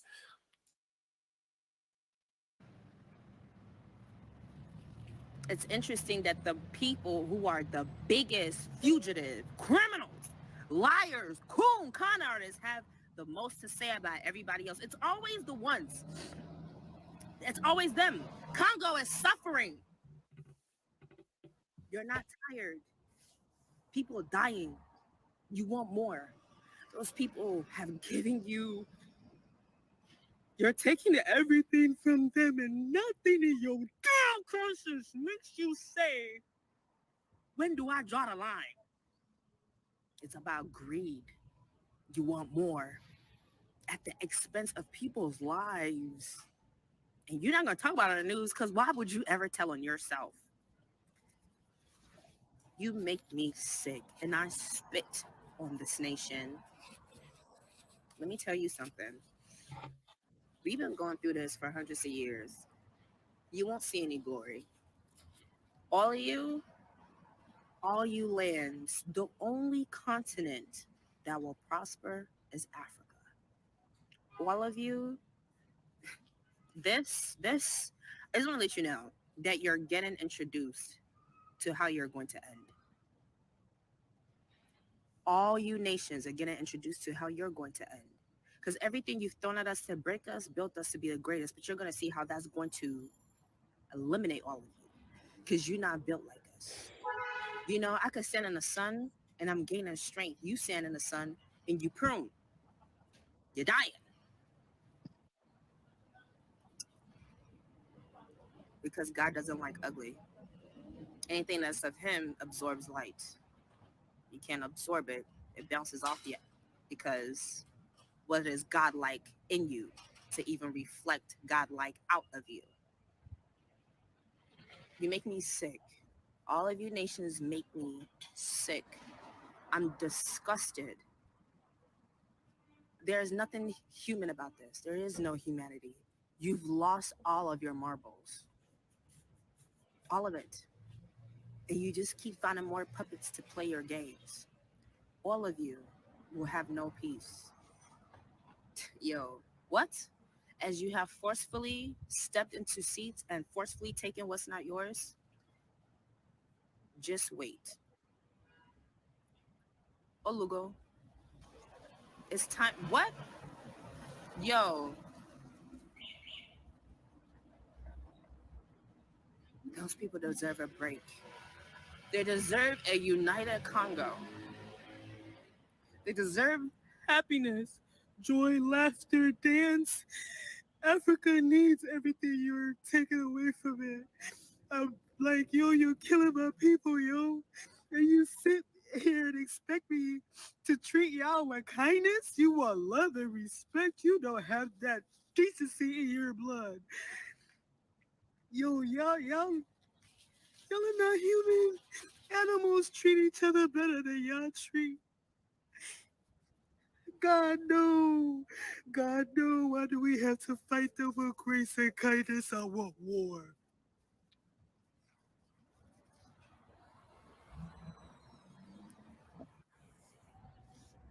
My people haven't gotten a breath. Colton, greed, oil, resources. Nothing is enough.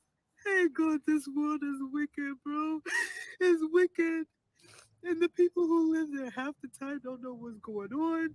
They can't keep track. Y'all are wicked. And everything coming your way, you deserve it. No warnings. May God continue to sama una. Yes, you deserve it. You getting wiped out by hurricanes. Oh, well. Should have cried about that about 200 years ago when we kept telling you to stop. Nah, player. Every ancestor, every god, every diet we want. It's war. I didn't feel like, did you really think you killed these people in their spirits? No. Just kept reincarnating. Kept coming back stronger, greater, wiser, more indestructible, which is your worst nightmare. Think I fear death? We're all going to die. So let's go out with a bang, folks. Let's go out with a bang. Let's go out with a bang. Absolutely. Africa, one nation, under God. That, we gonna show you what that really looks like. You're so thirsty to lead the pack. You don't even know, you don't know where you're going. You started in delusion, that's where you're gonna end off at. How you gonna start in delusion and end in reality? I've never seen it. You make me sick. All of you watching this video, you need to sit there and check your conscience. Check your conscience. Because these people at the top are all a reflection of the energies that you all hold. You can say whatever you want, but your energy is your blueprint, player. I think she said. See, when I point fingers at Nigerians, some people say I'm blaming the victim. You see, that statement she made at the end where she said, you people, you are creating basically she's saying you are creating your leaders. And I really feel there's nothing more heartbreaking when I see our women weeping because of things the men should have taken care of. There's nothing so bad. You know, you can see sometimes if a woman is complaining about men's behavior in terms of marriage and all, it's understandable to an extent. But when you start seeing them complain about things that other groups are doing to us, you know, by the time they get past the men and the women are crying. So I'm sorry sometimes I do take that personally. I feel like you're coming at me. I don't know why I should, but I feel like you're coming at me when you say that. What's wrong with you? Are you guilty? What's wrong with you? Come on, man, stop it. Sometimes when you say that, right, you're blaming us black men for feelings. No, black men. Who else are you to blame? Are you going to blame the women alone? The men have a duty to protect, and all the other groups are doing their bit. Even the Philippines, you know, those are men. Their height is quite limited, but they are kicking ass. You know, they are even. I think they are making trouble with China recently. So they don't take prisoners. What is wrong with our men? That we just sit back and we watch. See, one of the things I saw in America, when they were having these protests about someone that was shot by police again, just to see one young American girl, in floods of tears, just like sometimes the way she was. But this young girl was in floods of tears. She was barely maybe 15 or so. It's just sad to see. Somebody that should be at school is on the street. And the question she's asking, what did we do? And that it really hits you. Maybe it hits some people differently, but for me, it hits me hard because I feel like by the time he goes past the men, goes past the grown up, and he reach that little girl to be asking that question, things are bad. And you hardly see that in other groups, other than maybe the Palestinians actually. That's where you tend to see these things because the evil is so great that it gets to the children, and they start asking, "What did we do?" Why you have to say it like that? What is wrong with you? You're not. Are you drunk or something? Nobody's blaming you. Come on. You at least you. It's not that nobody's blaming him. We're all responsible. We're men. We're men, and if we're acting like babies as we normally behave, looking at what you've just shown. Uzo. Looking at what you've just shown, and the emotion and the intelligence that the young lady came with. We all have an idea of what's going on in the Congo. I have a couple of business friends who are African, who have been to the Congo, done business there, are doing business there, and telling me how awful it is. Meanwhile, they're making a lot of money in that country. It basically explains to me that it's not a country. It's much worse than Nigeria, much worse than any country in Africa in terms of what's going on there. They're running all kinds of things there. You can go to the Congo and get 2,000 people and start digging in one mountain that has any kind of mineral you like, and you become rich. The only thing is getting it out of the country. You have to have a kind of organized armed force in order to make sure that you can transact your business. Now, this is going on all over Africa. It's been going on all over Africa. But Congo, being what it is, in terms of the mineral wealth it has and the collapse of any political balance in that country, the fact that they have a president there, you would never know, to be honest, because everything that you can ever think of is going on. Exactly. They have a president. It's like, and they have about 100 million in population, You can't match men down there and say enough. Bruh, the fact that most African countries are in so much trouble of their own, they don't even look at the Congo. They don't look at it. It's happening, but it's not happening as far as the world is concerned. And you put up the worst crime ever known, and we're speaking about the Middle East and Palestine, Israel. But really and truly, Congo is the worst place on this planet. It's the worst place on the planet. We have South American countries that are devastated with corruption and crime and violence. Congo is another level entirely. I mean, the people are so weakened, so poor. Yeah, so weakened. You can. I'm telling you, me and you can go there tomorrow, and we can come out of there millionaires in 3 months if we're hitting the right. If we're hitting the right rock, as it were. I feel that they don't even give them. Sorry, they don't even give them the dignity of using machineries. They send the people to go and start digging. They're digging out with their hands. Right, bro, it's devilish. You know that the devil's at work. You would think you are living in the 15th century or something. People go there and start digging the ground. They stop by hand. I want to ask you a question, forefather. Normally I don't look at to bring out anybody on the comment section, but there's this ADOS. Yeah. And the commentary that's coming out of that person, I don't know what kind of person. I don't know if it's Na Oyumbo or Na Dudu. But the comments that are coming out are just heinous, man. I mean, who is this person?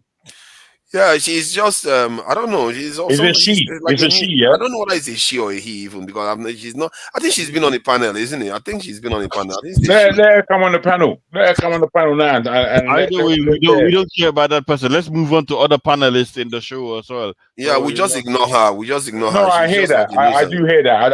I really do appreciate what you guys are saying, but you know, Mm. on most of our channels, I don't go into the comment section apart from to have a laugh. But when somebody is speaking heinously as an enemy, you know, we all have different opinions on this thing, but we have an enemy in our ranks. A hard enemy. You should just ban that person. To be frank, don't let them come on here. We don't need to let them watch and be irritated rather than come and irritate anybody else. Because what they're doing is completely disgusting. Dago, let me tell you what I do, all right? Even on the remedy show. Those ones I know that I don't like their comments, I block them. I won't see what they're saying. You can So, block No, it's not. Oh my God! It's not that. I I'm talking. personally block some. I personally block some names. I don't want to hear what they're saying. That's it. I hear you. You You can don't block mind? them or you Yeah. can ignore them and move. You can block them or ignore them Yeah, and move on to yeah. I will not block you. You know, You I don't see, like what you're saying. I mine is just block quite you different. totally. I'm not insulted. I'm not looking to pick up on anybody in the comment section. You know, me guys, I'm not like that. But I'm saying that we have a direct mole, if you like. It's the first time I'm using that word to accuse anybody, but that is a mole. That is an enemy of I everything think that we stand see for. Django, I think the reason why they do these things is because they want to take our attention away from what we are discussing. Exactly. So that's why I use strategic ignorance. I just ignore her and just leave her. See, I think I may have a sin here because we are talking. I was just talking about a lady that was you know, bearing her heart out in public. And there's this lady here and didn't even call upon her. And she appears to be, who is Adewale? Please mute yourself. Let me see if I can mute him. Yeah, thank you, Adewale. Please, Miriam, sorry about, you know, not calling on you a bit earlier. I should have. Normally, my policy is if there is only one lady on the panel, she has a right to speak at any time. Because they don't have a lot of people, you know, women don't often show up on these panels. Please, Miriam, if you are there, if you have anything to add to the conversation, you can go ahead. I just want to say that I appreciate this panel because most of the time when people talk about Israel and Palestine, it's like Can you turn your volume up slightly, young lady? She's not young. Can you hear me? I Is don't this know. better? No, it's No, worse. it's quite low.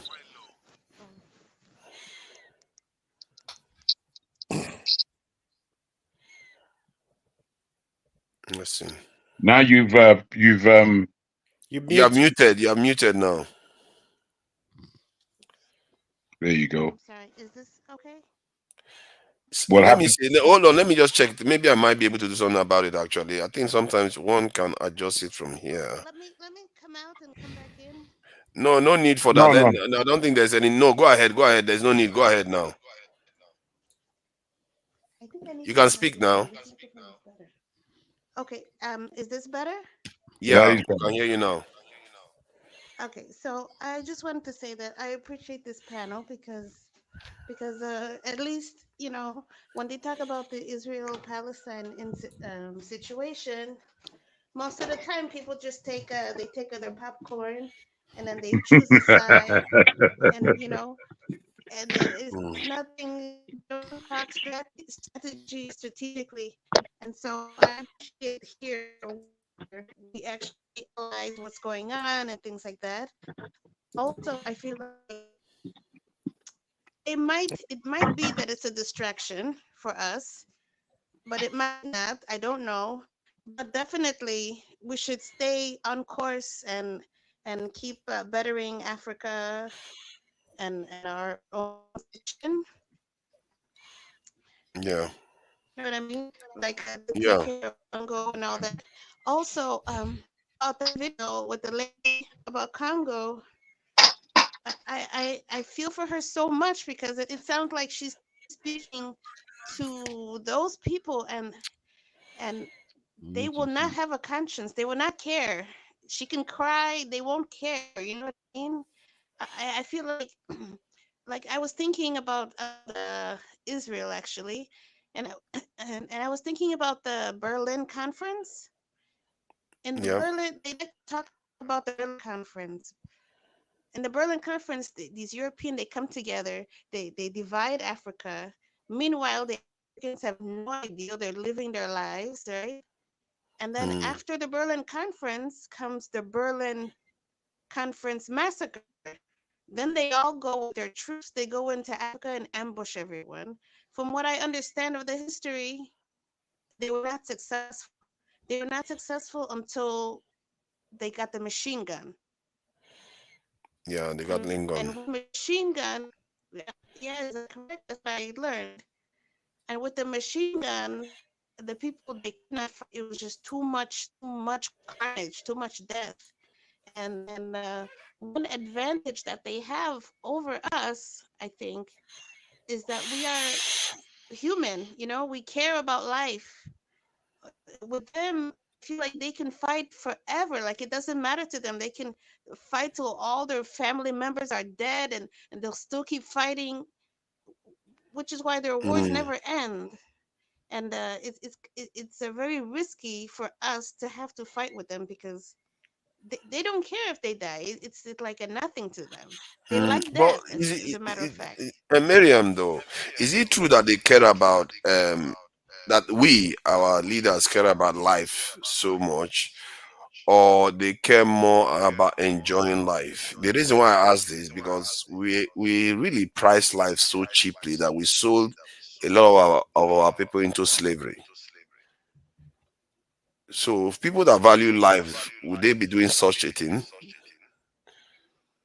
Okay, so this I don't know. From what I learned, and again I could be wrong, but I thought that the understanding was that Come on, that let her answer, please. Then you can go later.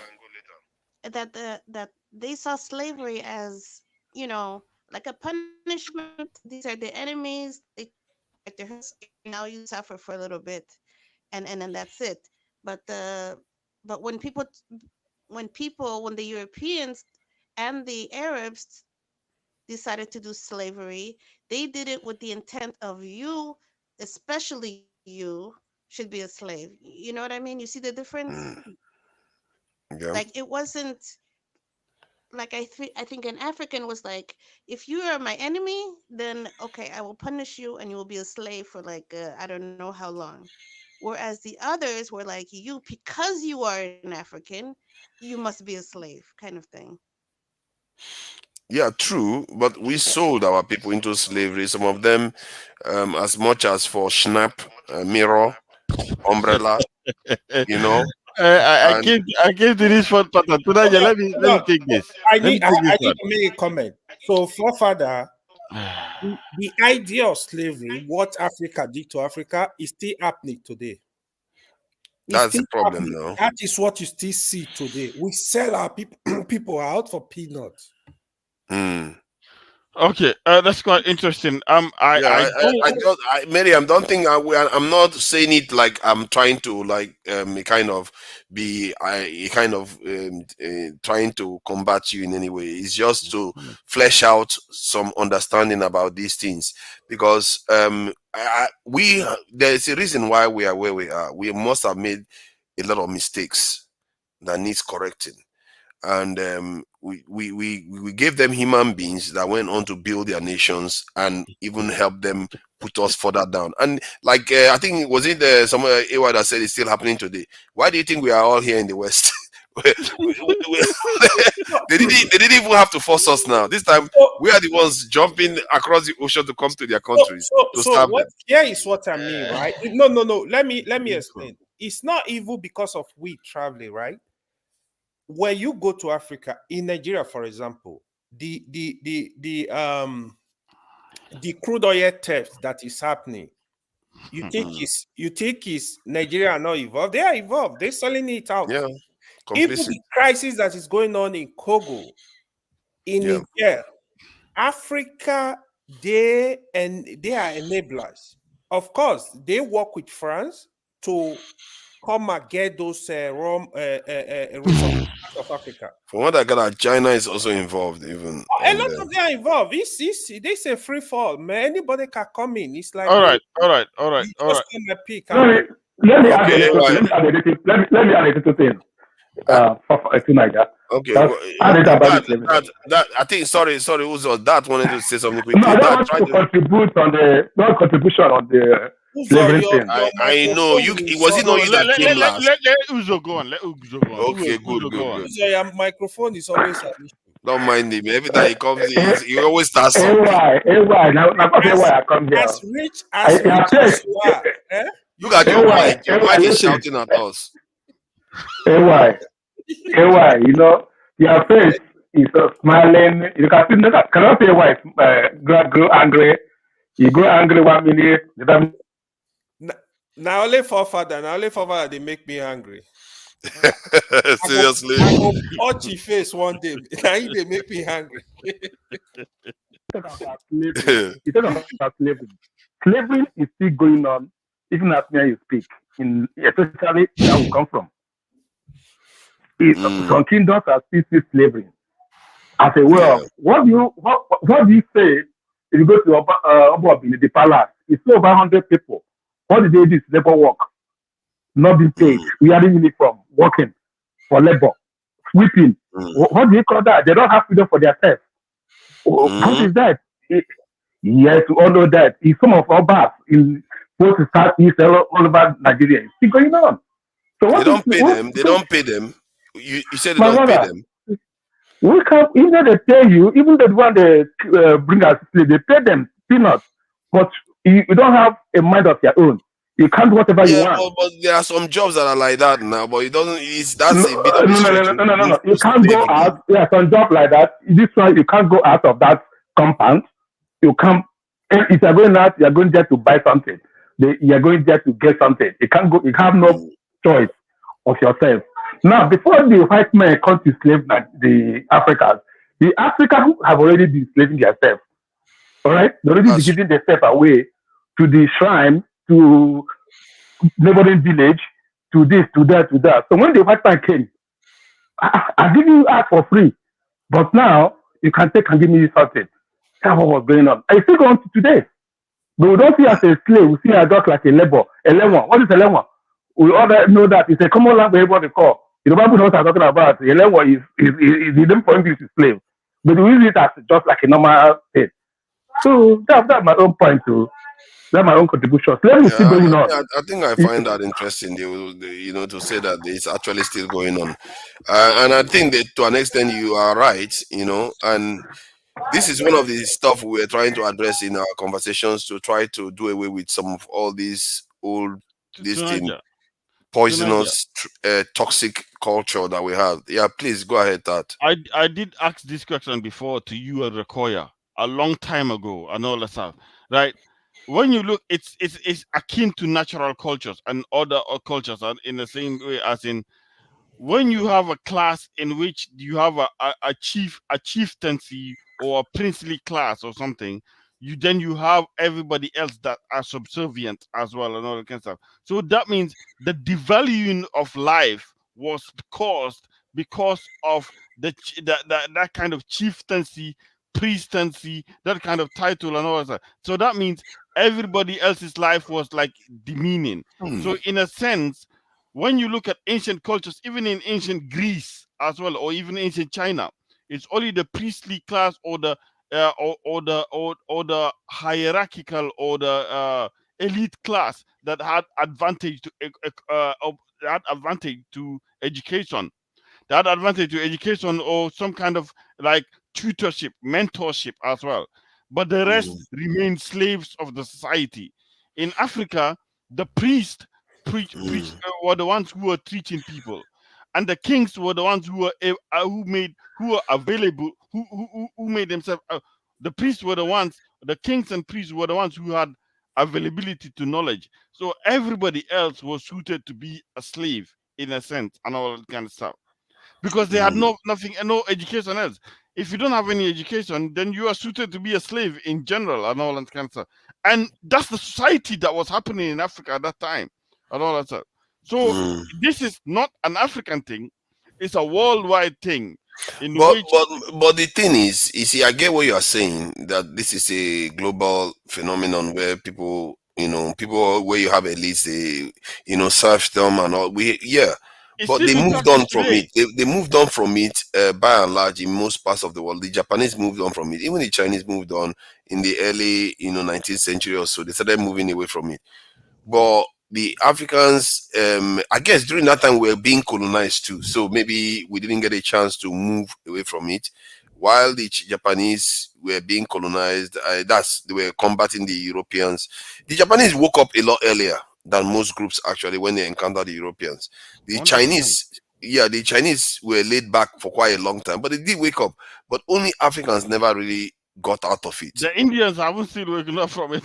The Indians not entirely, but they've woken up from it by and large. I think well in the 70s, I think they started waking up from it. And I think they woke up not necessarily because of their own vices, because they love the Europeans like crazy. They woke up mostly because they wanted to compete with China. And that is part of it, and maybe Pakistan too.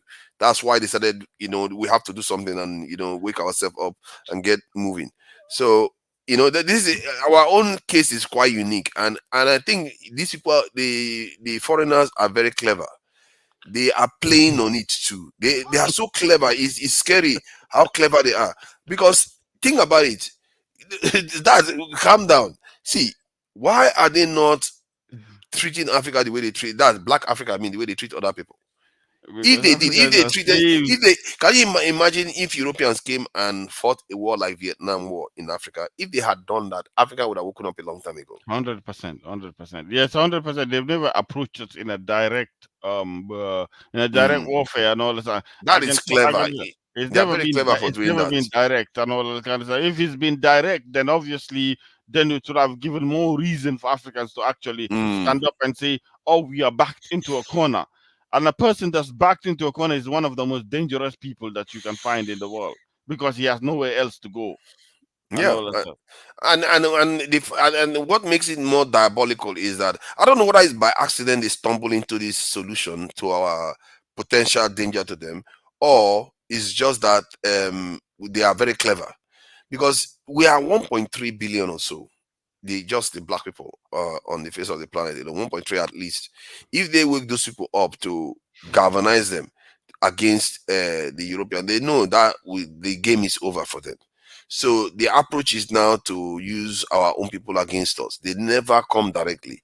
The Middle East, they've come directly multiple times, but not to us.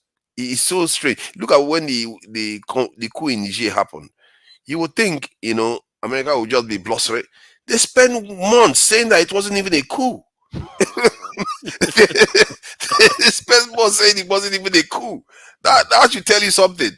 And I used to think that this theory, I'm the only one that had it. But now it's becoming clear that their tactics to deal with Black Africa is very different. It might just be by accident, because because if they want to deal with Africa the way they do with other parts of the world, unfortunately for them, they have a massive population of Black people in their country too. And those massive population of Black people in their country are also part of the military. Maybe it's just a quirk of accident that happened like that. And I would not advise that you rest on that idea. No, I'm not resting on that idea. Am I mad? I'm not. Am I mad? Why would I rest on that idea? No, but my point is that it makes it very inconvenient for them. It's not an accident. If I may, I will let you know.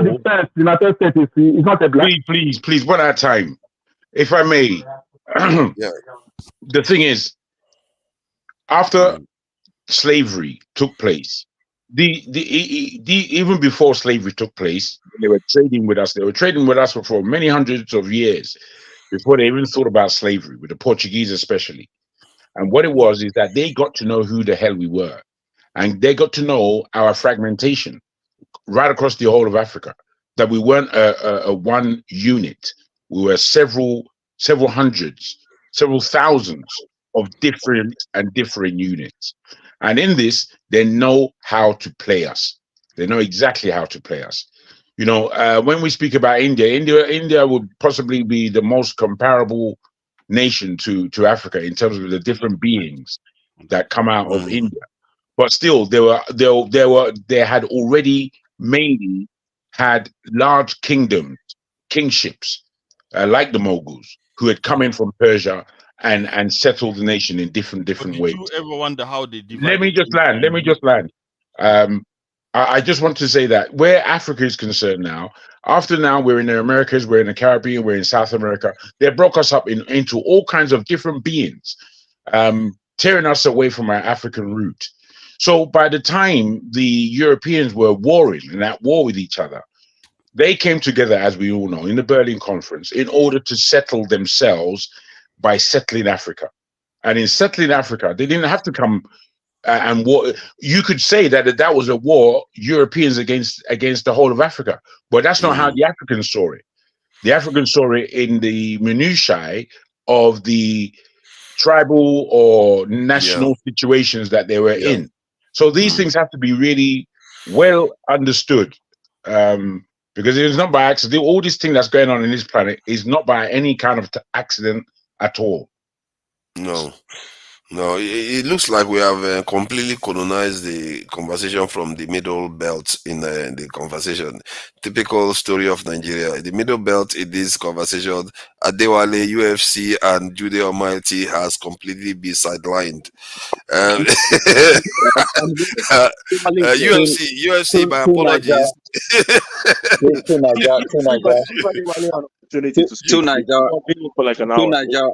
Sorry, Adewale. See, Jude, don't worry. You know you have a big voice. No. Let me just make a statement tonight. It's rather unfortunate that okay, Adewale, somebody should leave, man. Yeah. It's Adewale, one of your compatriots in the middle belt. To Niger, it's rather unfortunate that you still do a lot of talking instead of allowing your panelists to do the talking. And, you want to start, Jude? You want to start with this one, Jude, today? When I came on the panel, you have spoken for an hour or maybe an hour 30 minutes, and it was just, I think, Dow, and then me, and then it seems like what other is people wrong came with behind.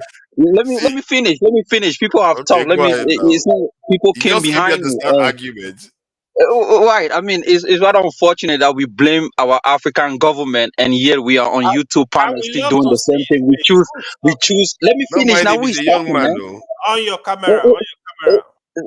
I mean, people know me already. I don't have to on my camera. But this is the thing: we blame our African presidents, but still on YouTube, we are the one doing favoritism. We choose the people that they want them to talk.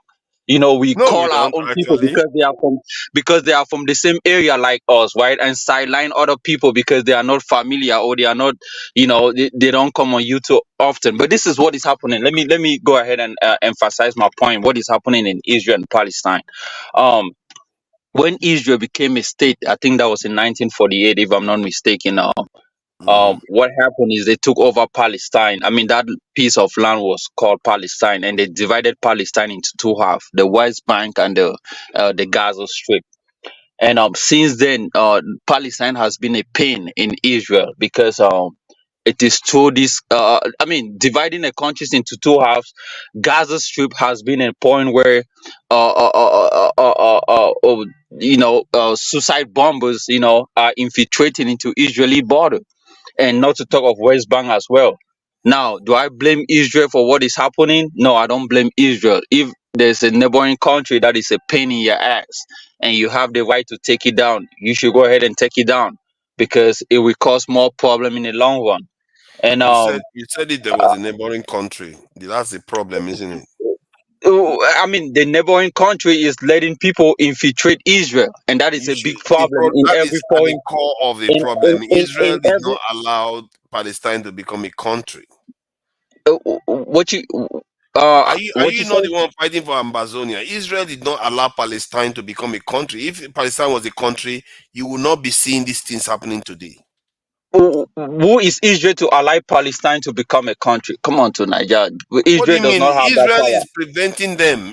Okay, you can say maybe. What do you mean preventing them? If Palestine was a weaker country and they got taken over by Israel, that's why when you are a weaker country and you get taken, you should blame yourself. for the person, not blaming the person that took over your country. That's why Then we why are you Africans complaining should be that blaming. Hamas is attacking now? If that's the case, Hamas is Yeah, attacking yeah, based yeah, on the yeah. whatever But stream this they is the fought. thing. This is the thing. This is the Palestine are using a terrorist group to attack Israel. This is the thing. Am I blaming the Israel? I'm not blaming Israel because they Who came. are the They terrorist came group? the terrorist group is Hamas, controlled by You mean Palestine. like Mandela? You mean like Mandela? See, Terrorist group like Mandela or like Al can you Qaeda? guys let me finish my talking? Then you guys can go ahead and Oh ponder yeah, it over it. Come on, yeah, man. yeah. I thought Come you've on. already finished. To be fair, you made your No, point, but how am I finished? I'm still talking. okay, don't You know, worry. I still have to go I'm into not going to Africa. interrupt you anymore. I'm not Right. going to I mean, interrupt come on, man. You guys are making me lose my train of thought. It makes no sense at all. You know, coming on a panel where You are Amazonia, right? oh, Leave him. young Let man, him shut finish. up. Otherwise, he's gonna start See, crying now that you don't let him talk. Freedom Let him finish. AY, let him finish. He's gonna complain that we don't to let him talk. Niger, did you study philosophy? If you study I don't philosophy, know if I when it read a comes bit to about it. logic, okay, when it comes, there's a part of philosophy they call logic, and when it comes to logic, there are certain fallacies that people use, right? Because you know, he just said I'm Ambazonian, but I'm talking something about Israel. You not throw something that doesn't matter No, just to shift it the matters. conversation they're committing a freedom fallacy. fighter. Come on, you gotta talk now. What the one himself? I got calling for this people. Who's up? You guys need to stop this, man. Stop. AY, stop replying to this guy. Let this guy finish Jude, continue. because this is beginning to be a joke now. Hey, let him speak. Let him speak. Oh yeah, To Niger, I've been on your panel for a long time, and it's rather unfortunate that I've stopped disrespecting people. But it seems like people are the one that want to disrespect Jude. But this is the Stop thing. Let me talking finish. about the process and just Let me speak, let me let please. me let me finish. Let me finish my point. Palestine allowed Israel to take over their country, and when they took over, they now became Israel. And this is the thing. And there are certain Palestinians that lose their identification and became Israelite as well. And these are the same Palestinians that are fighting against their own people. Because it's not the Israel that we see today, is not everybody that came from Germany or Europe. There were certain Palestinians that were Israelite, that became Israel. So this is the thing. Israel has the right to take over, and I wish that they could take over Gaza and take over West Bank and That's clean what that we whole wish now. environment. Because this is the thing. These are the same people that are infiltrating. These are the people that are sponsoring terrorist group in Africa. If you ask me, Hold it's on. not the Are you in Israelites. support of a one-state solution then? Let me finish. I'm in support of a one-state solution. There shouldn't be two-state, because if there is two-state, there's suspicious. There's suspicious But Israel activity doesn't now. want that now. And They want to call Israel a Jewish state, but no, if you make it a one-state, this thing, it's yeah, going to yeah. have Muslim. What you don't understand by a one state is, you have, when you clean the system out, they have to subjugate those people into Israel. It's not like forming a one state where, oh, these are Palestine. Oh, You these mean are, how?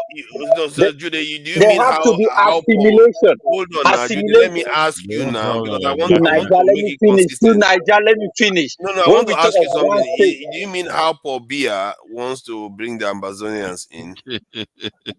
to Niger, what is happening? What is happening in Israel is, Don't you think you should understand with Paul Biya since you understand Israel so much? Eh? Why are you to what? Niger, to Niger. In Eh? my bachelor's days when I studied history. Let me finish now, guys. I mean, come on, man. You're not answering the Why question, are you though. fighting for Binya? Why are you fighting? You're not answering the question, though. To Niger, what is happening? Let me diverse and go into Congo. What is happening in Congo when I see No, this go lady, to right? Cameroon. Go to there. Go to Cameroon. He To, Ni- swapped out of it to, very quickly. You go So to to Niger, can Cameroon, I not finish my Congo. statement and Why leave? you keep going To Niger, can I? To Niger, can I finish? Are we this going is to the Cameroon first if you time want me I've to? seen you But let completely me, escape like this before. To Jesus. Niger, Okay, go let me ahead. talk Go about the ahead. Congo. To Niger, let me talk about the Congolese lady, right? From the way the Congolese lady was talking, it tells me that she lives in United States from my accent. And it's rather unfortunate that Africans live in Europe and America, right? And blame the That Europeans and lady who was America. speaking for your advice, that lady who was speaking was not Congolese, she was Nigerian. Yeah, she's Oh, from okay. Nigeria. Yeah, she was Nigerian actually, but she. Oh my Okay, God, okay. Nigerians have a big heart. I tell you. That girl is Oh, smart. Look at how she's crying like it's her own village person that died. Yeah, Tuna, just shut up. Tuna, just shut up. Let me finish. Today, I want what's to wrong with answer you? a question. You know all these Cameroonians, Yeah, you're being quite he rude. doesn't understand what he's talking about. Wait. This guy, are you from Amazonia? I'm from Lagos State. He's not from Lagos, so they can't breed them like that in Lagos. Because I've not different everything. What that guy is saying is so convoluted. But it does tell me. Sorry, my brother. I know that you're speaking and they haven't really allowed you to speak, but I'm not interrupting you. I'm just listening to you, and what is coming into my ears from your mouth, I'm afraid, is rather obtuse. In that you don't really particularly understand what's going on in Israel-Palestine.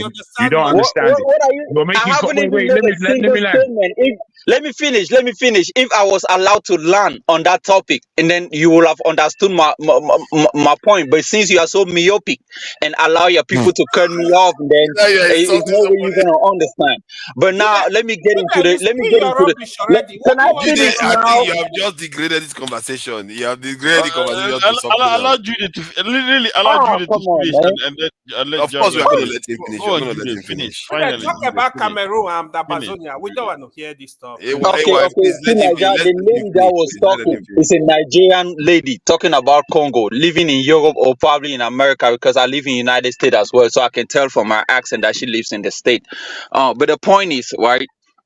We blame the Europeans and Americans so much.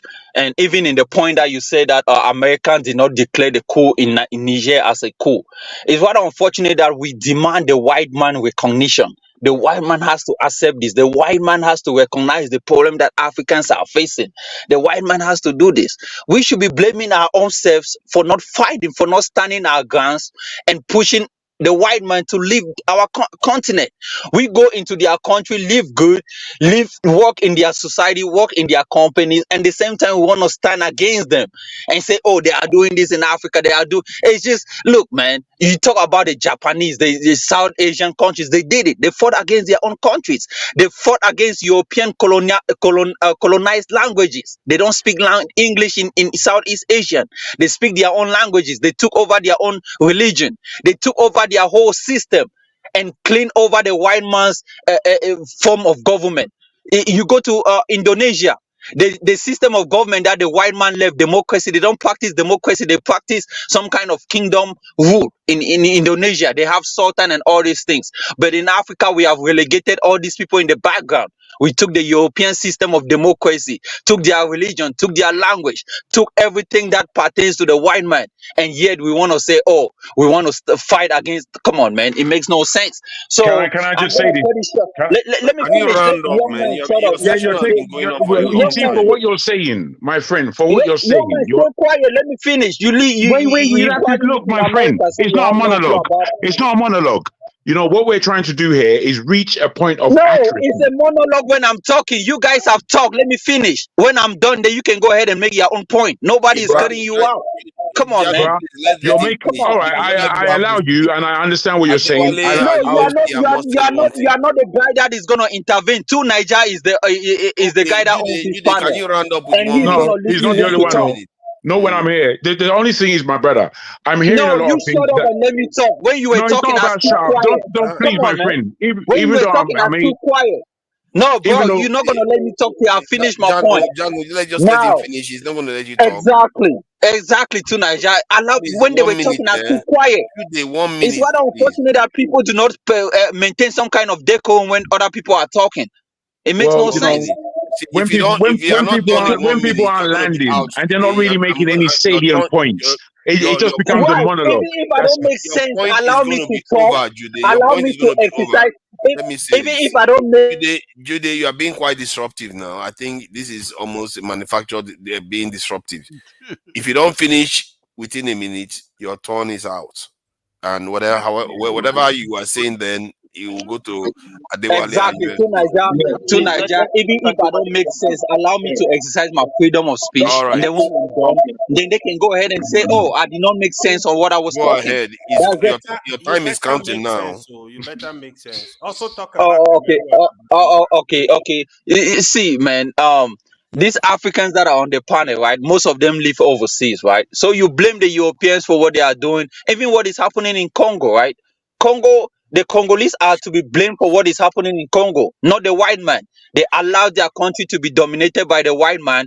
Nigerians allowed their countries to be run by the Europeans, taking over their oil. 60% is controlled by the Europeans.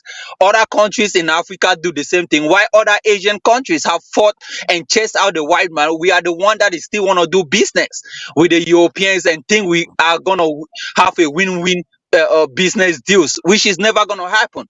There's never going to be a win-win deal in Africa till you chase them out and make yourself known. And then now you're going to be winning when it comes to business. And that's just my point. Then these guys were talking about Ambazonian and Cameroon and whatsoever. Ambazonian and Cameroon is one country, right? So the Ambazonian guys are just there running their things, but it's one country. That's why Cameroon will remain a one country in Africa. We are not into that unity or splitting African countries. But if you are a weaker countries, and you don't have that power to defend yourself, and stronger countries take over you, and then you should be under that stronger country. And that's why Ambazonian has been taken over by French Cameroon, and they are under French Cameroon. And when they are strong enough, and then they can fight and gain their independence. Thank you to Najabai. Thank you. Yeah. Can I follow him? Are you staying around? Judah, are you staying around? It's not fair. It's not fair to Adewale. Adewale, let Adewale contribute, please. I think he's already getting irritated by the fact that he's been here for a long time. Now. Please, thank you very much. Hey, shout out to the Cameroonian brother. Shout out to Francis Ngannou shout out to Cameroon, man. Shout out to Cameroon. But Paul Biya needs to be in prison, period. Now, the brother that just spoke, he said he believes that a dominant country can whoop the ass of a less dominant country, and there is nothing that can be done about it. If that is the case, why were you complaining about Two Niger showing tyranny on this YouTube channel? You don't have to complain about that. I mean, you're crying the same way you said the Palestinians are crying about Israel kicking their ass. But anyways, the most important thing is Israel and Palestine. I'm very happy you guys used that as a topic to get into this conversation, because more importantly, we have African issues in Congo, in Nigeria, Ethiopia, many other countries in Africa. We currently have 6 million people that are internally displaced in Congo. In Nigeria, Nigeria, they make up numbers all the time, but they said we have 10 or 12 million people, internally displaced people. So, I mean, the conflicts that we have in Africa already supersedes all the other conflicts around the world. But it's just unfortunate that nobody gives a shit about us. The world never, ever stops for us. We African people are getting killed. You find 80 people beheaded, 400 people kidnapped, killed. Nothing. Go to Congo, people are getting buried in mines while they're trying to extract cobalt or all those minerals. The world doesn't care about us. So I'm happy that we African people, at least on this panel, we realize that there is a priority. Why should the world care why you don't care about your own people? You should be the one that should be caring about your own people. I'm also going to say that free Africa, free Congo, free Ambazonia, free Nigeria. Those are more important hashtags for African people than the African people that I see on social media putting the flags of Ukraine, putting the flags of Israel, Palestine, trying to show solidarity to all these other people when you yourself, you're not free. It just doesn't make any sense. And it's heartbreaking that we've suffered an intense level of psychological damage that a lot of our people would rather endure towards others, So I'm happy that we're having this conversation. The guy that keeps on interrupting, don't just relax, my friend. We are not enemies. I agreed with some of the things you said, But you also, I mean, you shot yourself in the foot when you started talking about, oh, Palestine needs to get destroyed. Listen, in my own personal opinion, I pray for the innocent women and children in Palestine. I pray for the innocent women and children in Israel that are getting killed, in Ukraine, in Russia. I wish all these people would stop getting killed all over the world. But guess what? In my Africa, in my Nigeria, Congo, we are getting killed more than all these people. Congo suffered a worse genocide than the Jewish Holocaust under King Leopold, a terrorist. But guess what? Nobody gives a shit about Congo. They're like, oh, nobody cares, man. The Jews are the ones that nobody should talk about. But the Congolese Holocaust, nobody talks about it. So it's just unfortunate, man. I just appreciate the fact that we can come together as African people and address what is paramount to us. We are still getting our asses whooped all over the world, from Africa to China to Middle East. The Arabs, they took us as slaves for thousands of years. Europeans did the same thing. So why should I try to be crying for anybody? I wish them the best. I wish them nothing but peace. The innocent women, the babies, I wish they can, the killings can stop. I wish them nothing but peace. But until Africa is free, then nothing else is my priority. Africa remains my priority. That's exactly how I look at it too. But you seem more specific. Our ability to survive is one of my biggest fear, that the way the world is moving, and it's dawning on me that this is not about mercy, it's not about being evil, it's just what it is. It's part of life. And I think when you understand it that way, it becomes even stronger, because you now realize that this is going to happen, because it's not because they hate you, it's just what people do, what societies, what living entities do. If you are weak, they'll come and crush your head. That is just that simple. That's how it works. So Nigeria, you are the one that is waiting for white man's recognition. You saw what happened to Francis Gano. He want the white man, right? But did the white man allow him to take over the belt? No, because go to your own African countries and build your own government and do your own things, and do not wait for the white man to recognize you. Calm down. These things should be happening on the continent, man. They should be happening on the continent. Come on, man. Calm down. So, when there was one imagination that came to my mind about the issue in Israel, between Israel and Palestine. When I compared it to Russia, it's equivalent to America funding Russia against Ukraine. That's what is going on in the Palestinian territory. It's like America saw Ukraine and Russia fighting and went and funded Russia on top of it. That's exactly what it to crush Ukraine. That's no, this one, I respect as a defense minister, this one is film. Pardon? He said this one. Yeah. I respect you as a defense minister. You want this but this your audio, yeah, your audio. Do something about this thing. Did you say I failed or I got it more right? No, he said he respects you, what you said. He's supposed to be a defense minister. No, I said, I respect you as a defense minister. But on this one, comparing America your audio is bad today, it's not smart. Your audio is really bad today. Log out and log in back. Maybe it will help. Every day is going to buy cheaper and cheaper phones. I don't know what's wrong with you. What's wrong with you? All that jolly you are doing. All the money, you should have a lot of.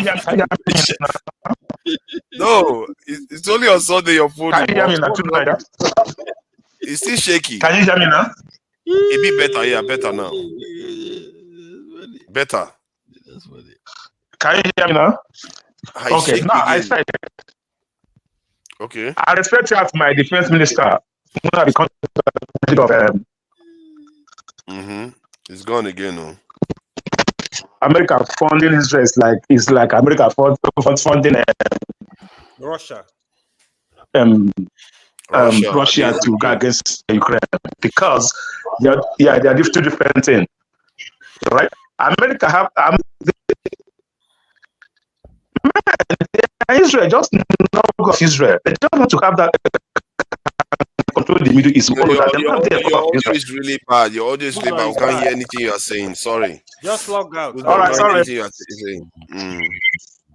It's actually more equivalent because Ukraine didn't even like Russia is not even oppressing Ukraine, and Ukraine Russia is very, very so peaceful. it's not even oppressing Ukraine at all. It's even worse because the Israelis are actually oppressing the Palestinians constantly, and America still goes and funds them and prepare to Forefather, go to war on their when behalf. you listen to Isn't it the very media, right? hypocritical? UFC. When you listen Yeah. to the media will tell you, "Oh, Russia invasion of Ukraine." When they got to Middle East, Israel and Palestine, they will tell you, "Oh, it's war." Like Palestinians don't even have capacity to stand Israel. To be honest, they don't. It's as if they've never had, and it's Yes, been a they fallacy of. started that war with stone, literally Mm, throwing stone. Go back to the history. Then mm. they start doing one or two things. They were able to throw one or two missiles. AY, let's bring in UFC. He has been I the think most Jaguar is okay. the biggest gentleman here that we've had, and UFC.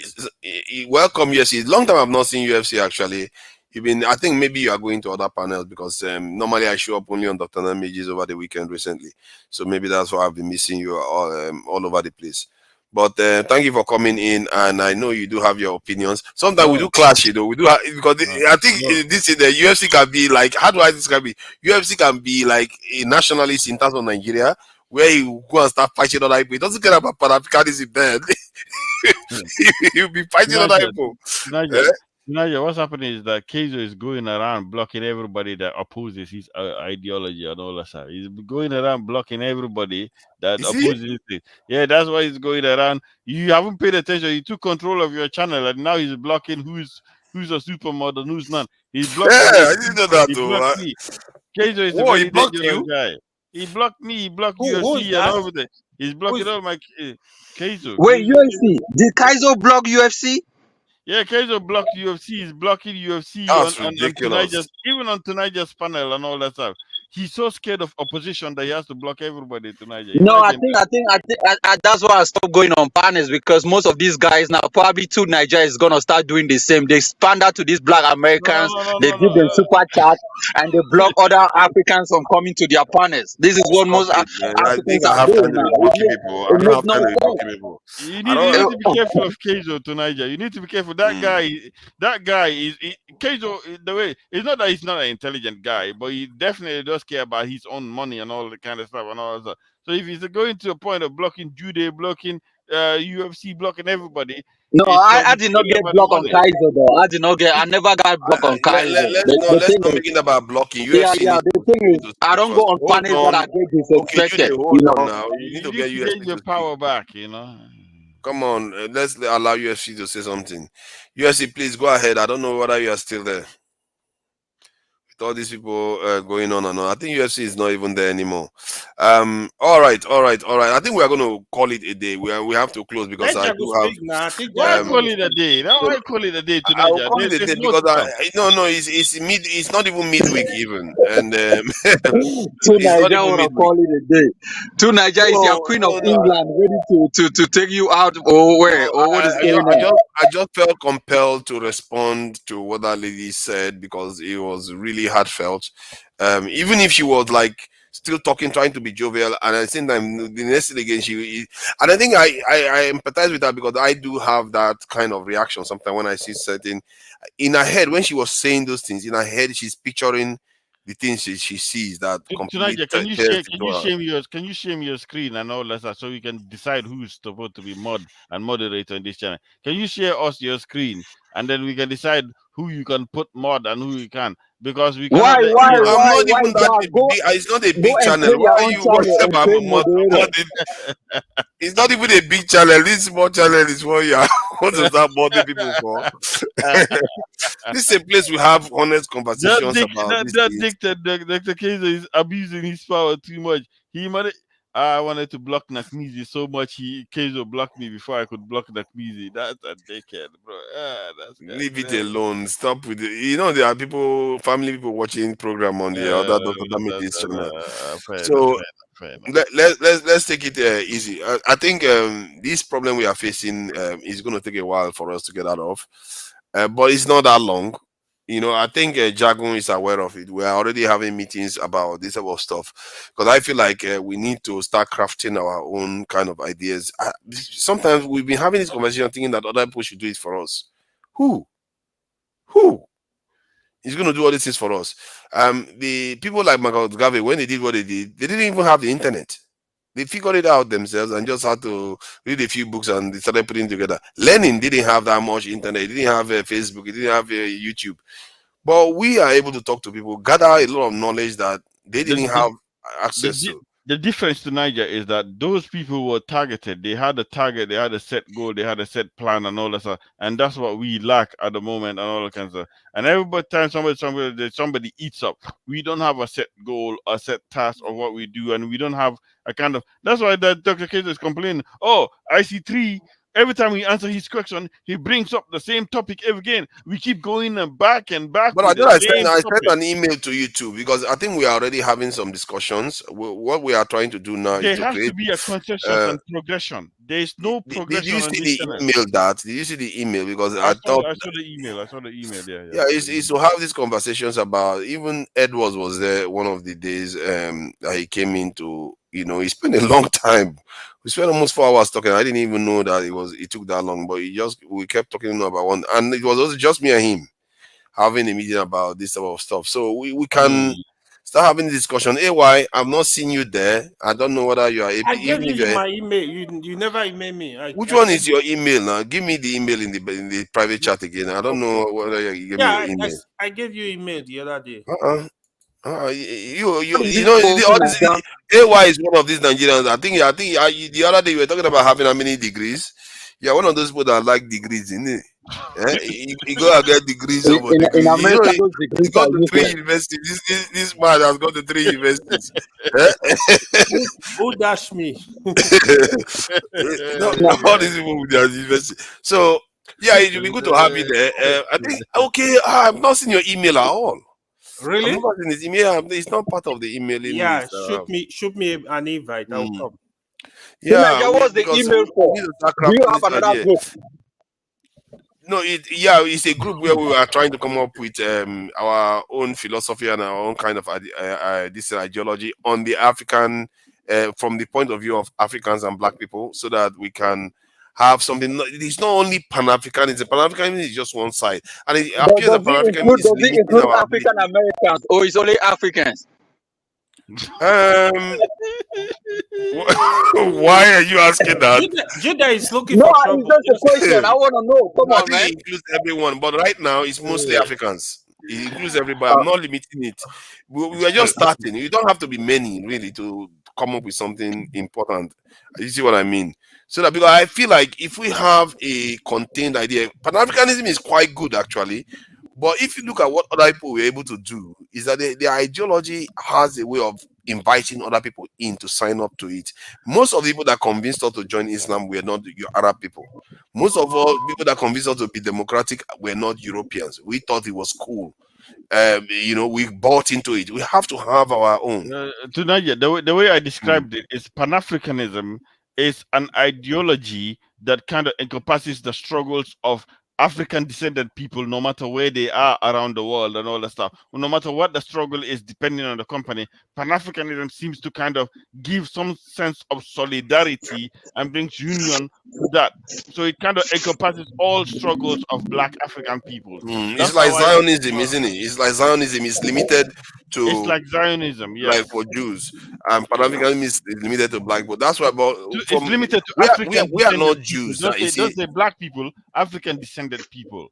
Okay, good. Yeah. So we are not like the Israelis, where they are just a small population. We are 1.3 billion, so we can. To Niger, I'm against Pan-Africanism. Let me tell you, I'm a Bantu Israelite. I'm a Bantu Israelite from Ambazonia. Let me tell you, we are different from any other. We Bantus are different from the Niger people or the Western African or whatever, or the North. We are a whole different group of people. Africans have never been the same.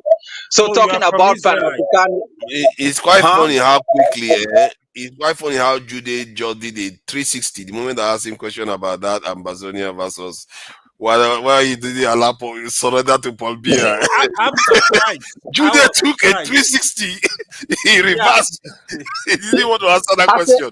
He as walked a into that Bantu one. Israelite, as a Bantu Israelite, you should go and read on the Bantu struggle. We are different from no other Africans. You know, we don't have the same structure, we don't have the same languages, the way we do our things. Most of the slaves that came to America were mostly the Bantus that were captured, especially the Bantus that went to West Africa. Most of the West Africans, the people that they were captured, were the Bantus. So we have always been slave to most of these people.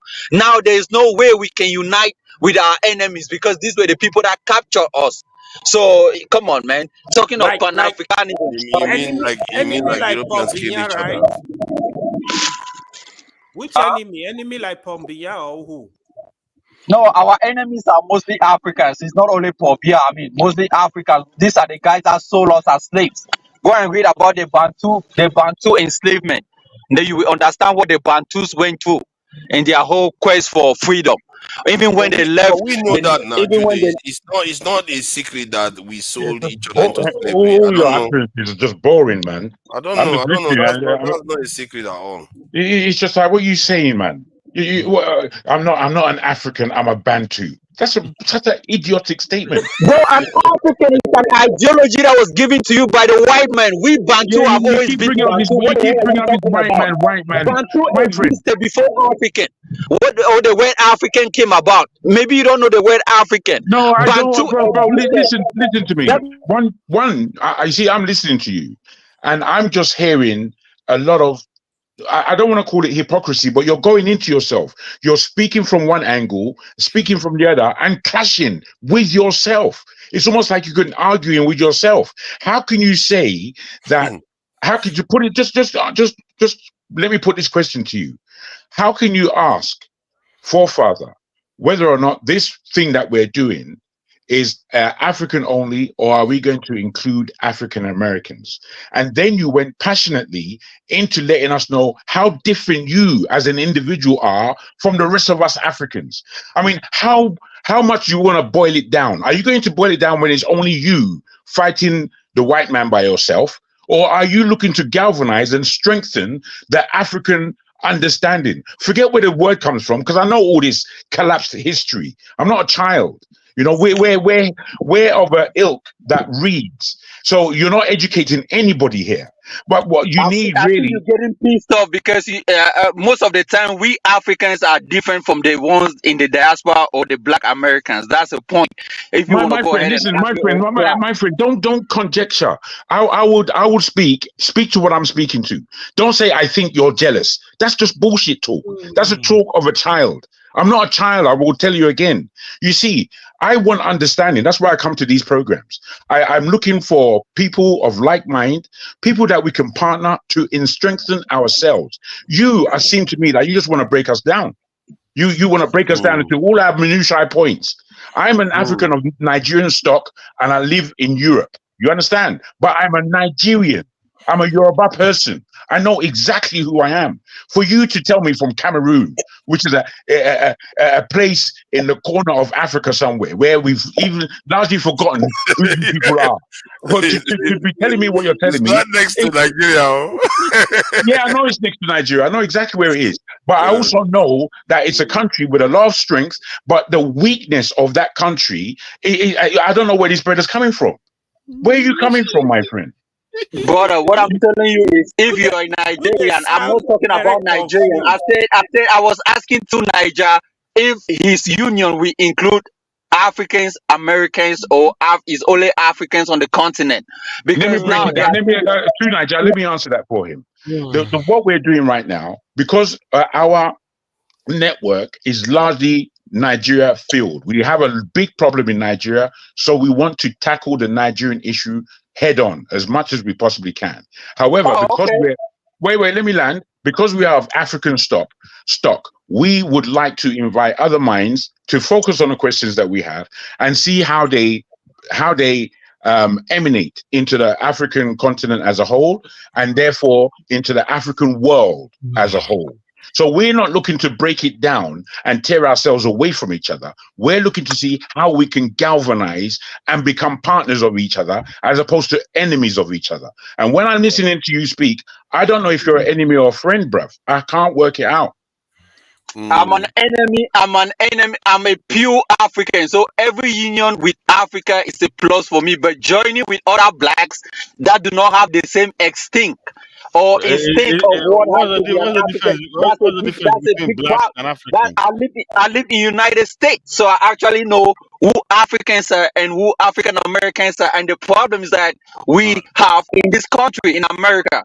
So bringing these people in a union Even between without us and them is Jude, going to be a big even problem. without the African American, the Africans have been able to cause problems on their own. Honest- So, as a matter of fact, you see, when I speak to African American, I don't know what you would think. Oh. No, If because most of you guys hold in on now, Europe let want me to pander finish to now. other Let me blacks finish. in the world. It makes no sense. Why pander to I'm other getting blacks? tired of this. See, Jude, when I go to African American panel, the other day, when I was at on such for who? Yeah, I heard you in Dyna's Can channel. I You were can talking I about can I can I can I hold on Go now? Can I finish? So what I observe is that I was speaking to mostly African American panels, but they were very tolerant. Even if I was Nigerian, I was talking down to some of them, and one of their most one of their guests that they tend to like very much when he comes there, that guy that is called Lumumba. I was holding him accountable because of something he said about the scientific this thing about anthropology being a kind of weird science. So I was, but they are very tolerant. If it was Nigeria, they would not be that tolerant at all. So some of the stuff, this maligning, yeah, they have issues. Come on, if you go to some part of Nigeria today, you have issues. If you go to some part of Cameroon, you have issues. So why are you surprised that you have that with African Americans? Honestly, It shows a lack of understanding and a lack of understanding of the history that you know. Sorry, Jagu. Jude sounds it seems he has a lot of zeal, but he's confused. He doesn't know a lot of things he's talking about. Because you confuse yourself most time, to be honest. Like it's stuff you talking, they don't make sense. You gotta listen to them. You gotta listen to yourself, man. It don't make any sense at it all. don't make sense. I'm a bit You're speaking largely He's from a young emotion. man, and sometimes I can hear he's a young man. I can hear he's a young man, but when he hears big voices, you know me, I'm not a young man. Man's supposed to sit up and listen and refrain from talking for a minute. Because when you're talking into the spill, that's all. It's just going into the wash. It doesn't make any sense, my friend. You being in America and understanding that the black massacre that has gone on in that country, and not understanding that the people who are calling themselves African Americans have a issue with themselves, with their identity, with Africans, it's totally understandable. If you're an African for real, if you've taken the responsibility that our people left our shores 400 years ago into hell. So as they enter into hell and you're there with them, you can't be making enemies of them. That's not the way forward, my friend. It's not wise. It's not wise. Thank you, Jagu. And the UFC, I don't know if you are there whenever you come on, but I'm rounding up now because this is just an impromptu session. To comment on, if you allow me. How many minutes? Maybe 3 minutes. Okay, please finish comment on it, then you can round up. The first one is Tunaja, hold on. Nice show, good show. I hope you do a lot more of these and all that stuff. If you don't do it, I'm about to start my show and I want to interview all the main characters, all the special characters, UFC, Jude, all of them, including you tonight. I think that will be a big interview.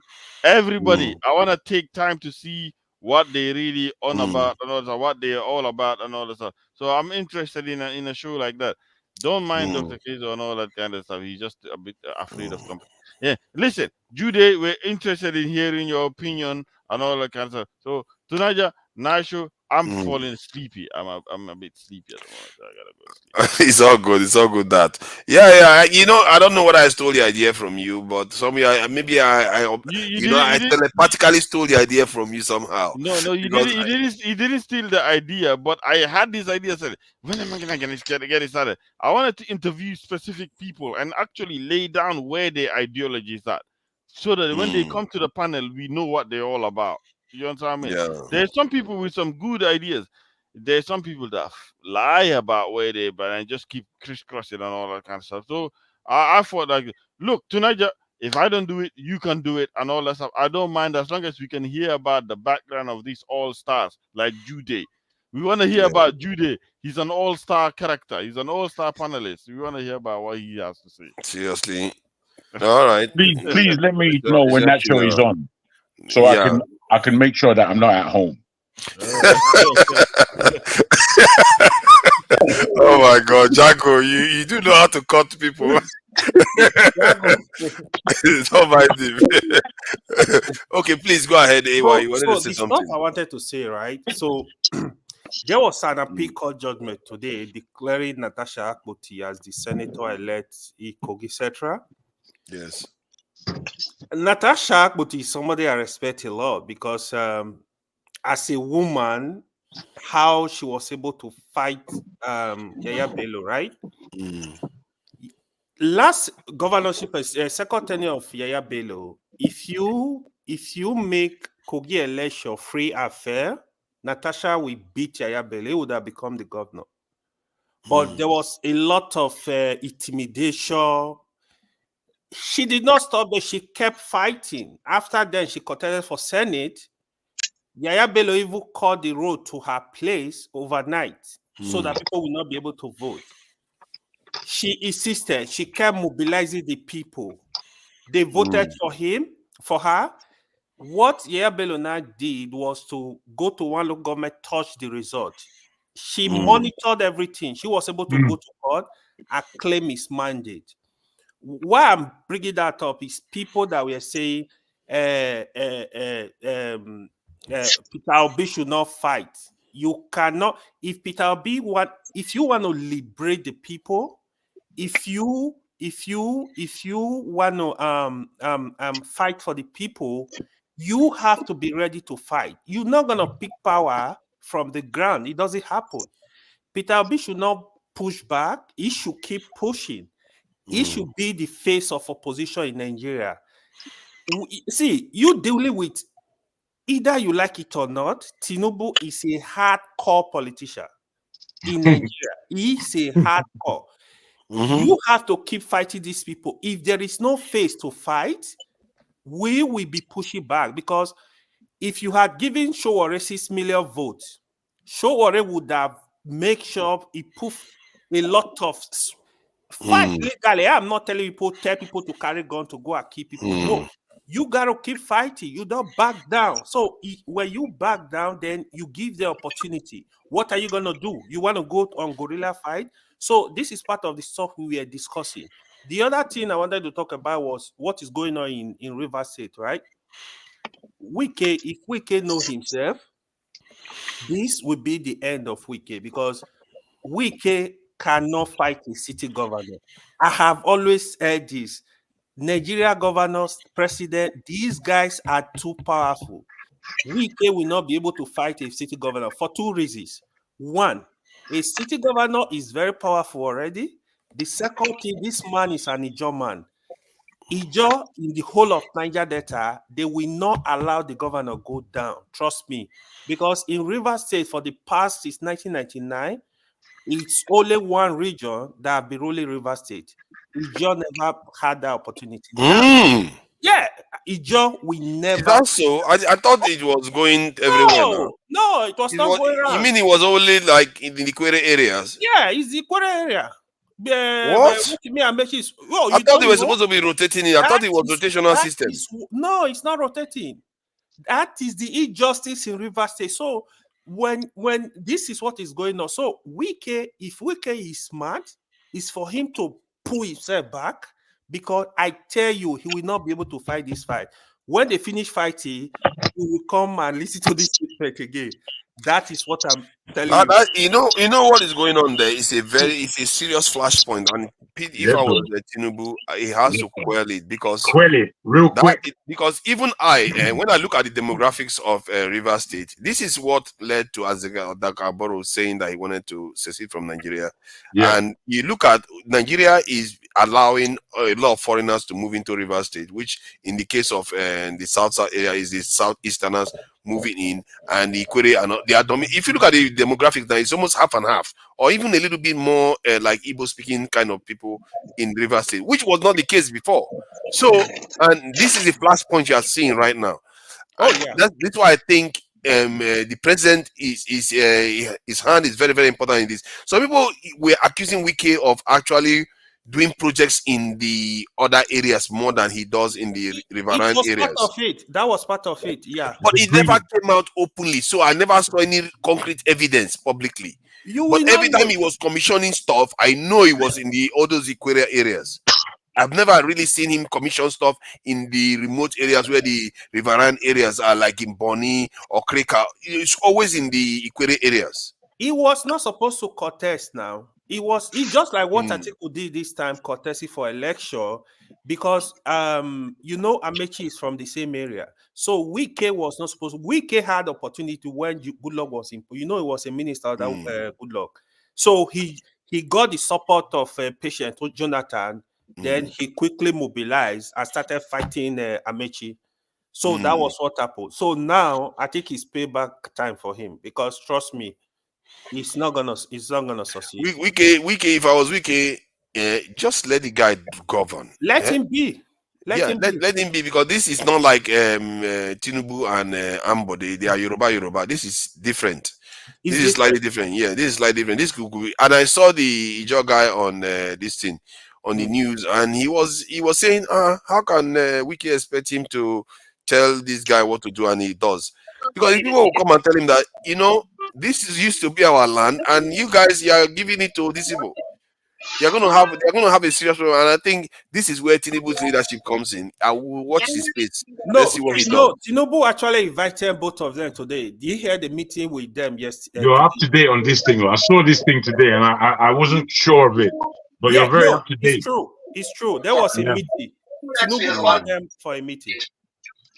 Let's hope they do well to quell that thing. And see, this thing in the south, so I keep telling my southeastern people that you need to make sure you get on with your neighbors.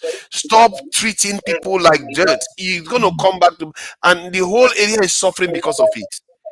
They just come in. I can't believe how, if it was since 1999, it means what happened in the 60s is still happening now. You have only your set of kind of people running the state. What is that? What do you expect is going to happen eventually? So let me tell you this. You need to know this Polisha is they have the same mentality, right? So in Kogi State, that was the same thing that happened. It's only one region that have been in power till when Aldo died, Yaya Bello came in. So right now, Yaya Bello is telling them there is no rotation. Somebody from my local government is going to be the next governor. That is what Yaya Bello is fighting now. You see the politics. So Dino Melaye area, ordinarily, they are supposed to produce the governor now, but I don't know if they will be able to make it. So it's going to be tough in Kogi. They are supposed to be rotating it. I don't know what is wrong with all this.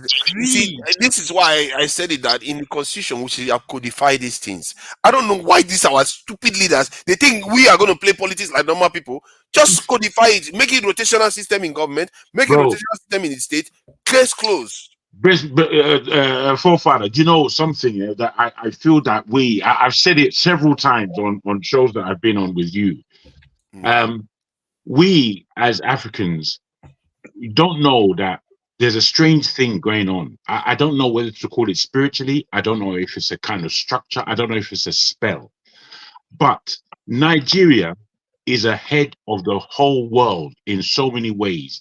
And what I mean by that is that the whole world is entering into a single one-party state. That's what we're entering into. And that feeds into the new world government. Where Nigeria is, when I look at the politics that they're playing, I'm thinking, what kind of control are these people really looking for?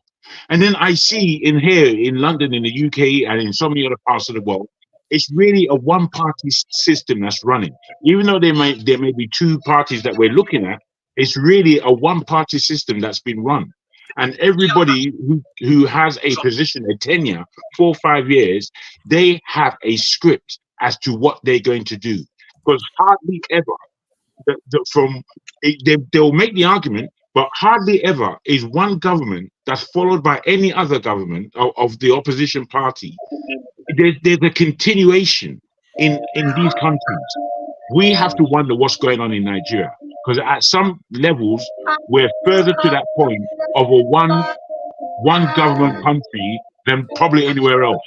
I think somebody is noise from somewhere. Please, let me see. I think it's Jude. Yeah, take them off now. If they don't, I think we are running up anyway. So we're going up soon. Interesting. I think that's more for our own Dr. Damage show rather than this one. We'll be talking about that. I think when I stream generally is I don't want to encroach into Dr. Damage's. It's mostly about African geopolitical and other stuff, philosophy, anything else that doesn't necessarily tie to Nigerians slapping each other left and right. And it's a shame because they are not fighting over anything they want to do for the people. They're just fighting over their silly selves. No, it's about themselves. Niger, thank you, man. Let me go and allow you guys to talk. But this is the thing: rotational government is the worst form of government. You need competency. If everybody was competent enough, you wouldn't be talking about rotational government. That is the statement of this is what we are getting here. See, I don't know why people say that like competency is overrated. The Tinubu is the most competent Nigerian. Are you serious? No, that's not what the young man is saying. I don't think he's saying that. I understand what he's saying. That's not what I'm saying. I say if Nigerian politicians were competent enough, you wouldn't be talking about rotational government. I live in the United States. You have over 300 and something million people. You can have a governor coming from the same county every election, but there's no problem because there's a routine. Every government that is elect follow a routine development. There is this allocation that is allocated for every district, and those are the routines. So if you cannot have this thing in place, and then talking about rotational is still gonna be problems. These guys coming because I know that Jude. See, there are many different systems. You have the Swiss people that have 7 presidents at the same time. They have their various system. Nigeria is also a unique state. You have to respond uniquely. You can't look at Nigeria as if Nigeria is America. When it comes to politics, you can't compare America and Nigeria. It's different. We are different. Other groups tailor it according to themselves. Why can't we tailor our own to our own needs and our time? Tailor our team. We have to discuss. We can even put a time limit in it. Say, okay, let's rotate for the next 50 years. Then we can transition into just general. Because by that time the country would have blended together properly. Now we can transition to a more homogeneous. I don't know why we don't ever put time limit to anything. Everything we do is always like forever. I don't get it. You can put because life is in seasons, isn't it? You can put this for a given period of time. Unless a Kwame report, that was what he proposed, that there should be a single term of 6 years rotating within the 6 geopolitical zone. We should do that that was what he proposed long ago before he died. When was this? Before he died, like after, I think that's around when was that report? 2000 or something. 2000 or something, yeah. That's not that long then. Yeah, it's not long. It can be brought back then. But they never followed. Nobody listened to him. They did listen. Actually, he did. They did the report. That would take care of all this kind of nonsense you are saying. All these tensions will go away. You can do it for once, then you cannot start to centralize it. Kind of like a country. We have to. It's just the way. Like, if you don't live in the winter area, do you need a winter jacket? We have to we have to identify our problem. I think the reason why, the reason why people probably don't like that rotational system, the person that is going to be in the last of the queue. Those are the ones I'm like, 36 years? You want me to wait So for 36 years before my turn? how many tribes does Nigeria have? Is it only 3 tribes, or how many tribes does Nigeria Don't have? even go there. Oh Don't my even go there. God! Don't No, even go there. I'm asking you. So if you want to do rotational government, it doesn't mean that all the tribes, over It's by 500 region. tribes, No, it's by have to be region. It's by president You or don't region. go. understand the issues. You don't understand the issues. It's Don't by worry. That's why I'm region. asking It's by you region. questions. No, genuinely, We've got to round up. Sorry, we will this round up. conversation is going to We drag will on. round up. Judah, I agree with you. The rotational system is a failed system because in Exactly. Nigeria, it's largely a system of tribalism and control and manipulation. It's not about governance. It's not about competency. It's not about structure. It's about who is going to steal next. And that's what that politics is. So defending it, I think, is a very failed level. We need to tell ourselves the truth. Yeah, I think. See, let me just say something. I think, Kariba, yeah, I hear what you are saying, and maybe in a way, maybe I owe him an apology for saying that. Because I think I made this statement that people may have misconstrued to be that I'm saying what is happening in the university is because of Igbo people, not necessarily that case. What I'm trying to say is that the Ijaw people will interpret it like that. Do you like it or not? Because they consider the Ikwere people, even if the Ikwere people say they are not Igbos, they consider the Ikwere people aligned with the Igbos, and actually they are actually real Igbo people in Rivers State. Quite a lot of them actually. Yeah, there are in Rivers State. Yes. So, so from that point of view, that's where I'm coming from. That they will lump all of them together, even if Wike say it's not Igbo, they'll lump all of them together and say, "You are the ones causing all this problem for us. You were taking our land. You've taken everything. Now you don't even want to allow us to govern." This is what led to Adagaboro. If you read his speech, that's what he was saying. I don't even think he cared about mentioning Nigeria. He was looking at Enugu, that they were being deprived of their stuff. So, and you go online, you see some Igbo people, like, I don't know what I see Igbo person, I don't know who the person is, to be fair, online. It could be anybody, but the person claimed to be Igbo, saying that the Ibani language is Igbo language. It's like, that. They don't know how painful that is for people that are from those areas to hear other people telling them that they don't exist. Do you know how painful that is? So, and there's a lot of pain in that South that people don't, and I don't understand how next door neighbors don't empathize. You know, that statement, you see, Jagun, one of the statements you made forever that I don't think I'm going to forget is when you said, you want empathy, but you give none. You give none. Jagu. It's that statement. I don't think when he was saying he was just speaking normal English, but he didn't know how powerful that statement is. Because you see that in Nigeria constantly. You expect people to understand it, but when you look at what's happening to the Southern people right next door to you, you don't empathize with them. No empathy at all. You just leave them there, and you think it's not going to come back to haunt you. The same thing with Israel today. Israel wants empathy of the world, but they won't give any. Imagine the problem of people. To Nigeria, did you know when South as a region was created in Nigeria? Yeah, I'm not Nigerian. I just came yesterday. Okay, you're not Nigerian. But before South was created, there was only the Eastern region when Ambazonia was part of that Eastern region, and even Calabar, Cross River, Port Harcourt, all these Akwa Ibom, they were all under Eastern region. Let me finish now. Let him land. I'm trying to close. This guy is I'm trying to close out. Let me finish. I'm from Ambazonia. I'm telling you the history when what's his name? There is nothing like Ambazonia. Okay. I'm telling you about. Let me tell you about the Eastern region when Ambazonian was in the same house with the Eastern region of Nigeria that included rivers, Cross River, Akwa Ibom, Enugu, and all these places. And Enugu was the capital of the Eastern Regional House of Assembly. That was where the assembly was.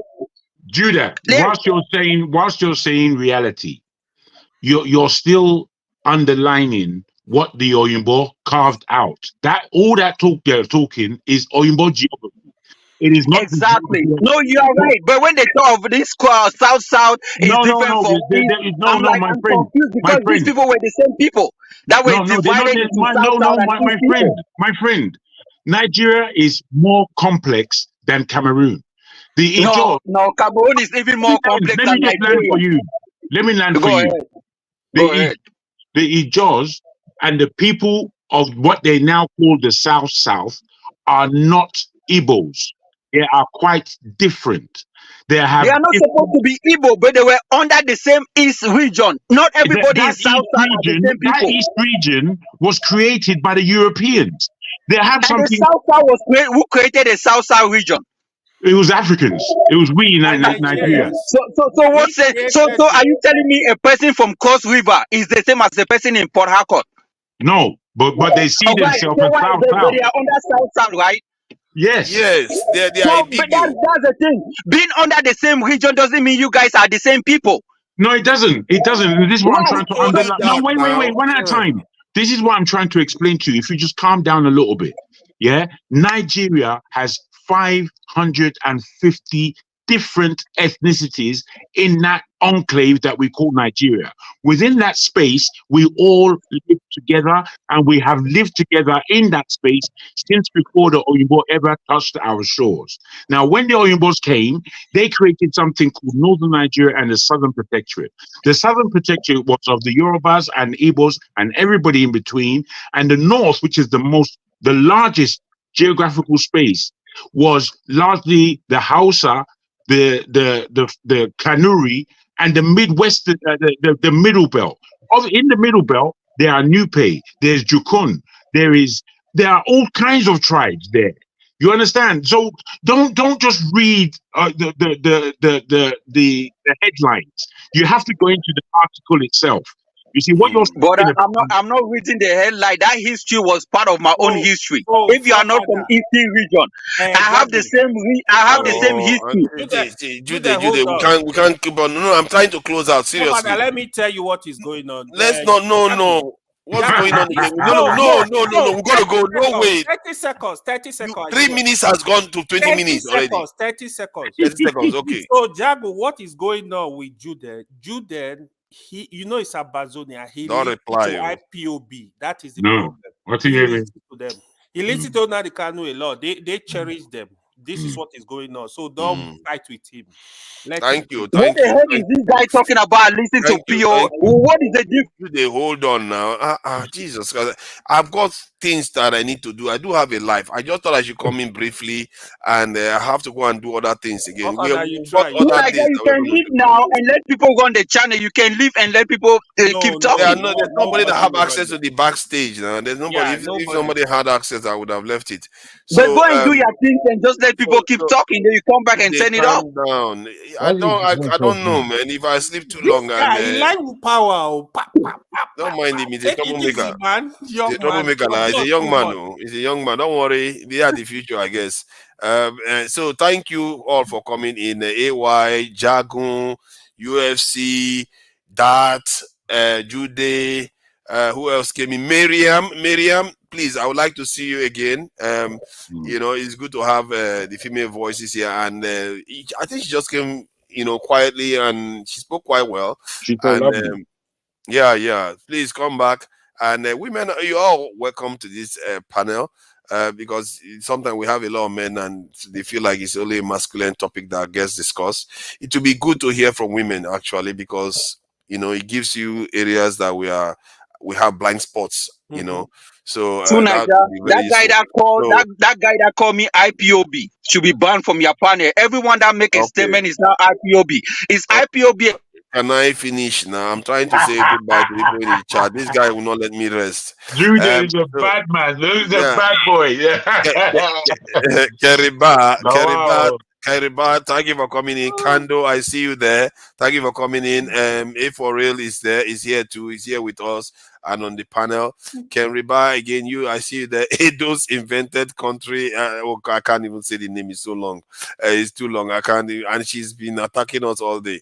Tracy Jacobin, thank you for coming in, and Violence. Thank you for coming in, Tracy Jacobin. I like that.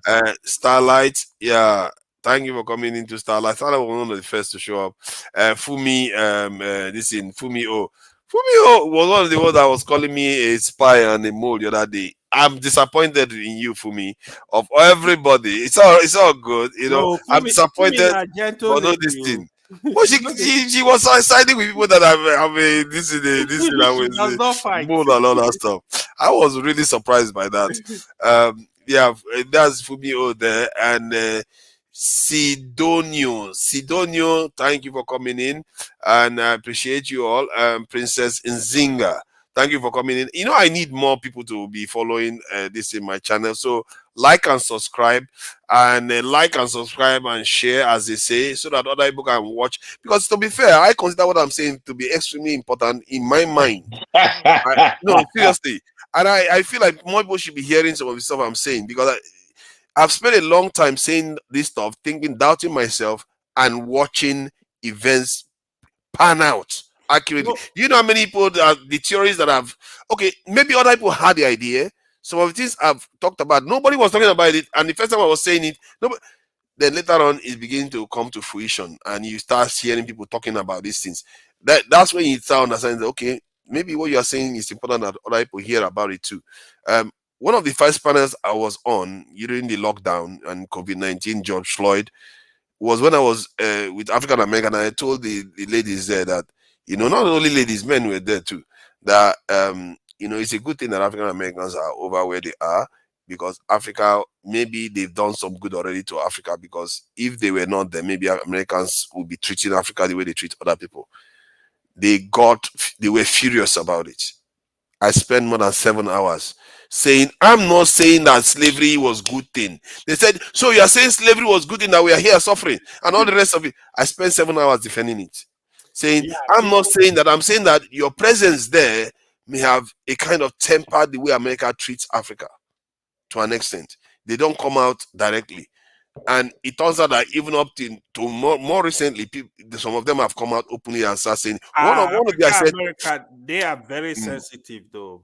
Extremely. You gotta watch what you say. Yeah, they are very, very. But me, as I not be pretty cool, but as somebody that's coming from this part of the world, in terms of this is where I live, I understand the Americans very well.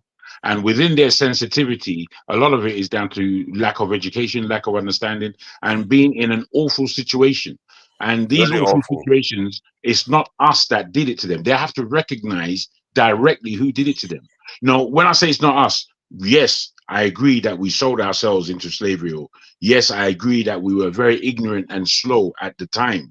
You understand? I have to agree with these things. However, the 400 years that we spent in Africa and the 400 years that they have spent in the diaspora, they have done an awful lot better than we have. And they have to be able to realize that. It's only the elite that are at their standard as a nation. We on the ground, we're nowhere near what everyone else. You see, when they hear you say they have done better, they will find that offensive. No, they wouldn't. I think they know. Let me explain why. I tell you why they know. I tell you why they know. So we don't just point. We're not point scoring. They know because in America they are the second largest economy in that country. After the Oyinbozo is them. Yeah, that's true. So I'm they not sure they are actually larger than that of the Hispanics though. But no, larger in terms of the cash. Yeah, even that I will be surprised. You know, I'm telling you, you don't have to be surprised. You don't have to be. I'm telling you, and you can go and search it. They may have the largest economy, but in terms of this, but they don't retain wealth. Bro, don't be like the black experience that argue with Google. No. I mean they don't retain experience. No. We talked about. Can I just get one thought across? No. It's not about debating this. I know about the spending power that they have. I know about education with the women. How the women are some of the most highly educated. I know all that stuff. But what I'm not clear on is that whether we have the kind of power that the other groups have. It's one thing to just have money. Yet we can't compare ourselves to Europeans. The reason why I say they will be offended by it, because you don't know what they lost. It's like because they lost because no, you know what they lost. I mean, from their point of view, they'll feel like you don't understand that they lost a lot. compared to us. Yeah, Kandu said 2 trillion. Kandu can comment on this topic very So well. to them, we are like the you know, when the prodigal son went away, and we are the one that stay with the parents, and so there is I no appreciate convincing them. Bros, I grew up here, and the Caribbeans have the same experience as the African Americans. So growing up with our own Caribbeans, I've understood our own Americans easily. What you must understand is that the soft power of Black people is immense, and the soft power of the African American has been seen globally to be used, and it's seen as how powerful this thing is in the world. In the Second World War, a lot of Black Americans stayed in Europe because it was better for them in Europe than it was in the States in terms of the treatment that they received from Europeans. They were given a heightened value because they were Black, because they were musical, because they were athletic. All these reasons. All This is that soft is power. not power. Those are just privileges. You can call it soft power, but channeled by a European this in hands. Just like Jews had soft power until they ended up in the gas chamber. In the end, they had financial power, not necessarily scientific power. Then they ended up in gas chamber. The only power that truly matters is real power, like the way Israel has it right now. You can't screw around with them. And until Africa has that, that's when we are going to get our. And to them, they don't. Some of them see it like the way you are seeing it. A lot of them even bank on it, like that lady Ados invented it, that keeps saying all that crap on the chart. She believes, she's one of those people that believe in that kind of thinking, that we are the best Black people on earth, we are the ones that did it. But the ones that have insight know what they've lost. You know, like if you lived, like some of us now that are living in diaspora from Nigeria, after a while we begin to know what we've lost by leaving our country. Oh yeah. Begin to realize it. Can you imagine losing for centuries removed? How painful that is. Some people, you see, all the population, not all population feel the need to have a base, to have this is my identity, this is my land. Not everybody does, but the ones that do, they feel it deeply, and they affect the other part of the population. I believe Nigeria, they do. That's why you see Nigeria, they kind of like they kind of like very critical about the election, what is going on back home. Nigerians, I sincerely believe if the country is working, you will see a lot of Nigeria moving back home. Even they will race back. They will race back. A lot if of it is people safe, they will go back. If it is safe, many of them will go back. 3 months, 6 months in a year. They will be going. A lot of you don't even need to tell them to move. A lot of Nigeria will move back home. Yeah, Louise, thank you for coming in. She was one of the first to be here. I really thank you for coming in. I couldn't see her comments. I couldn't see her comment in the comment section. I only saw it when you put it up. I think she was on my channel. She was on True Nigeria. I think maybe it came in through Dr. Damages. That's why. She was on True Nigeria, and they tend to be from my channel. And Starlight, all of them. I really appreciate you people for coming in today. It's just I didn't plan it. I just thought I should just come on quickly, and it popped up. Fem Gab, I've not seen you before. Thank you for coming in. Crenshaw Grinder. Thank you for coming in. That doesn't sound right.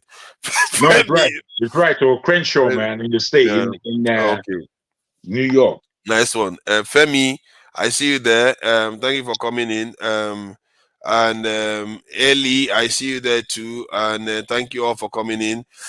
Till next time, we'll see again. And I will be sending out an email. AY should be looking out for it. That you should be looking out for it, and we can start having our conversations behind the scenes to help put head together and get ourselves, at least start getting ourselves out of the mess we are in. And if Tinubu decides to rescue us and we don't have to finish our assignment, all good, isn't it? That's all we want. And because it's always have to have a backup plan just in case these useless people will never change, like they never changed for 60 years. All right, we take care until next time. Good night, everybody. Are you aware of the genocide happening right now in Congo? Oh no, of course not. America is distracting you with Israel. Yeah, okay. Let me bring your attention back to what really matters. Because the reason why Congo is even divided as the Republic of Congo and Congo Brazzaville as of right now is because of the same people that we're going to talk about today. Hi, my name is Valerie Ida and I'm the host of the Valerie Ida Show. For those of you that don't know, there is a huge genocide happening right now in Congo, and women are being raped at almost 50 people per hour. Yes, I want you to hear that. Because why? Your nations, America, France, Britain, Israel, want coltan. You know, all these nations that act like they're so rich but are really poor, not only in mindset, but in ethics, morality, and business. Because essentially, politics is really business. Let me tell you something. These people are greedy. Congo is the way it is now. Congo has never seen a day of grace, joy, laughter since the killing of Prime Minister Patrice Lumumba. They have not had peace. They have always been divided because other nations, the real third world countries, come stealing from us, raping our women, paying and creating militias within our own people, turning them against each other, giving them resources and things access to take out our own. Meanwhile, the people work there under labor conditions that are not even to be spoken of. Coltan is found. They have to dig. Those people risk their lives digging to get this coltan that you take, you sell, you make iPhones that are worth thousands of dollars. You're making all these. Meanwhile, the places that you're getting these things from, the people, water, clean water they don't have, bread they don't have, but you're still greedy. When do you not think is enough? Go search Prime Minister Patrice Lumumba when he died, when he was alive. How many years ago was that? You have not let Congo breathe. Every day you want more. You want access to more. And you want it without paying for it. I'm sorry, when can I walk into a store in America and walk out with bags of Louis Vuitton items and not pay for it? But you feel like you can do that and distract the world with BS while you are the real criminals. You're the real scammers. You want to call Nigerian scammers? Do you know Indians sit here and scam your system all day? Why do you think they have liquor shops and mobile shops all day? Gas stations. Because when they want to, they'll set a fire, file a BS insurance claim, and now they have a brand new store. Now they have a chain of 3 other stores. Ask them how they make their money. Since you want to call us scammers, you've been getting scammed since you've existed. America is the #1 scam of the entire globe. You tell people to come here for a better life after you've ruined their lands, and then make it upsell this like it's the place to be. Meanwhile, you don't own anything. And the black people here really think they're citizens. No, you're just residing here, and after you die, you're gonna go about your business, they're gonna dump your body and not find any relevance to you like they do with anybody else. It's interesting that the people who are the biggest fugitive, criminals, liars, con artists have the most to say about everybody else. It's always the ones. It's always them. Congo is suffering. You're not tired. People are dying. You want more. Those people have given you. You're taking everything from them, and nothing in your damn conscience makes you say, when do I draw the line? It's about greed. You want more at the expense of people's lives. And you're not going to talk about it in the news, because why would you ever tell on yourself? You make me sick, and I spit on this nation. Let me tell you something. We've been going through this for hundreds of years. You won't see any glory. All of you, all you lands, the only continent that will prosper is Africa.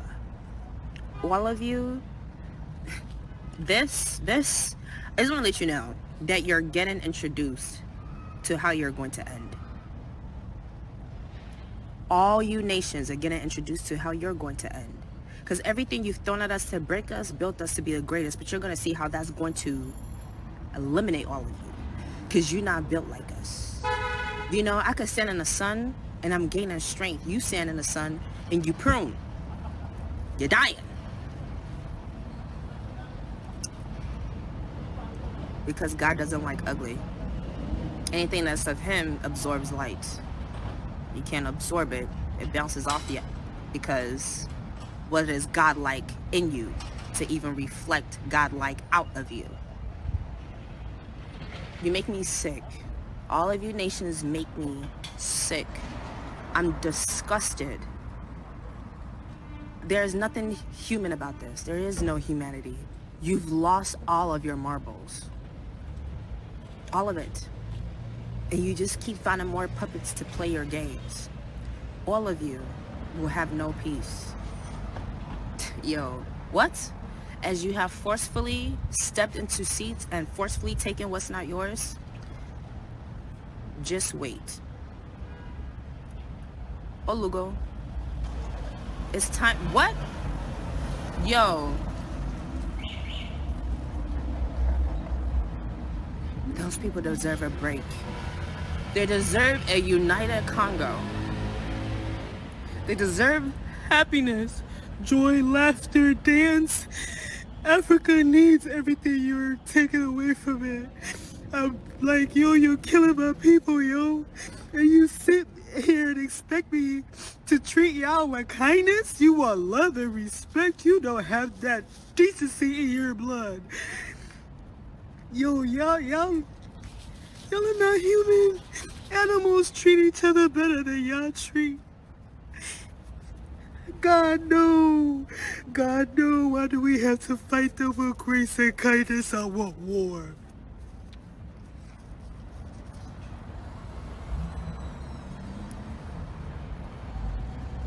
My people haven't gotten a breath. Colton, greed, oil, resources. Nothing is enough. Hey, God, this world is wicked, bro. It's wicked. And the people who live there half the time don't know what's going on. They can't keep track. Y'all are wicked. And everything coming your way, you deserve it. No warnings. May God continue to sama una. Yes, you deserve it. You getting wiped out by hurricanes. Oh, well. Should have cried about that about 200 years ago when we kept telling you to stop. Nah, player. Every ancestor, every god, every diet we want. It's war. I didn't think, like, did you really think you killed these people in their spirits? No. Just kept reincarnating. Kept coming back stronger, greater, wiser, more indestructible, which is your worst nightmare. Think I fear death? We're all going to die. So let's go out with a bang, folks. Let's go out with a bang. Let's go out with a bang.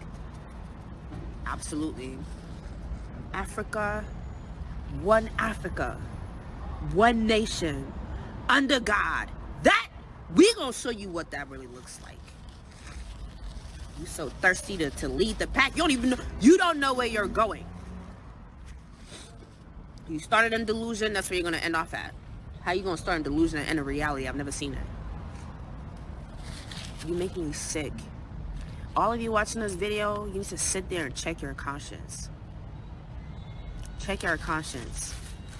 Because these people at the top are all a reflection of the energies that you all hold. You can say whatever you want, but your energy is your blueprint, player. I think she said everything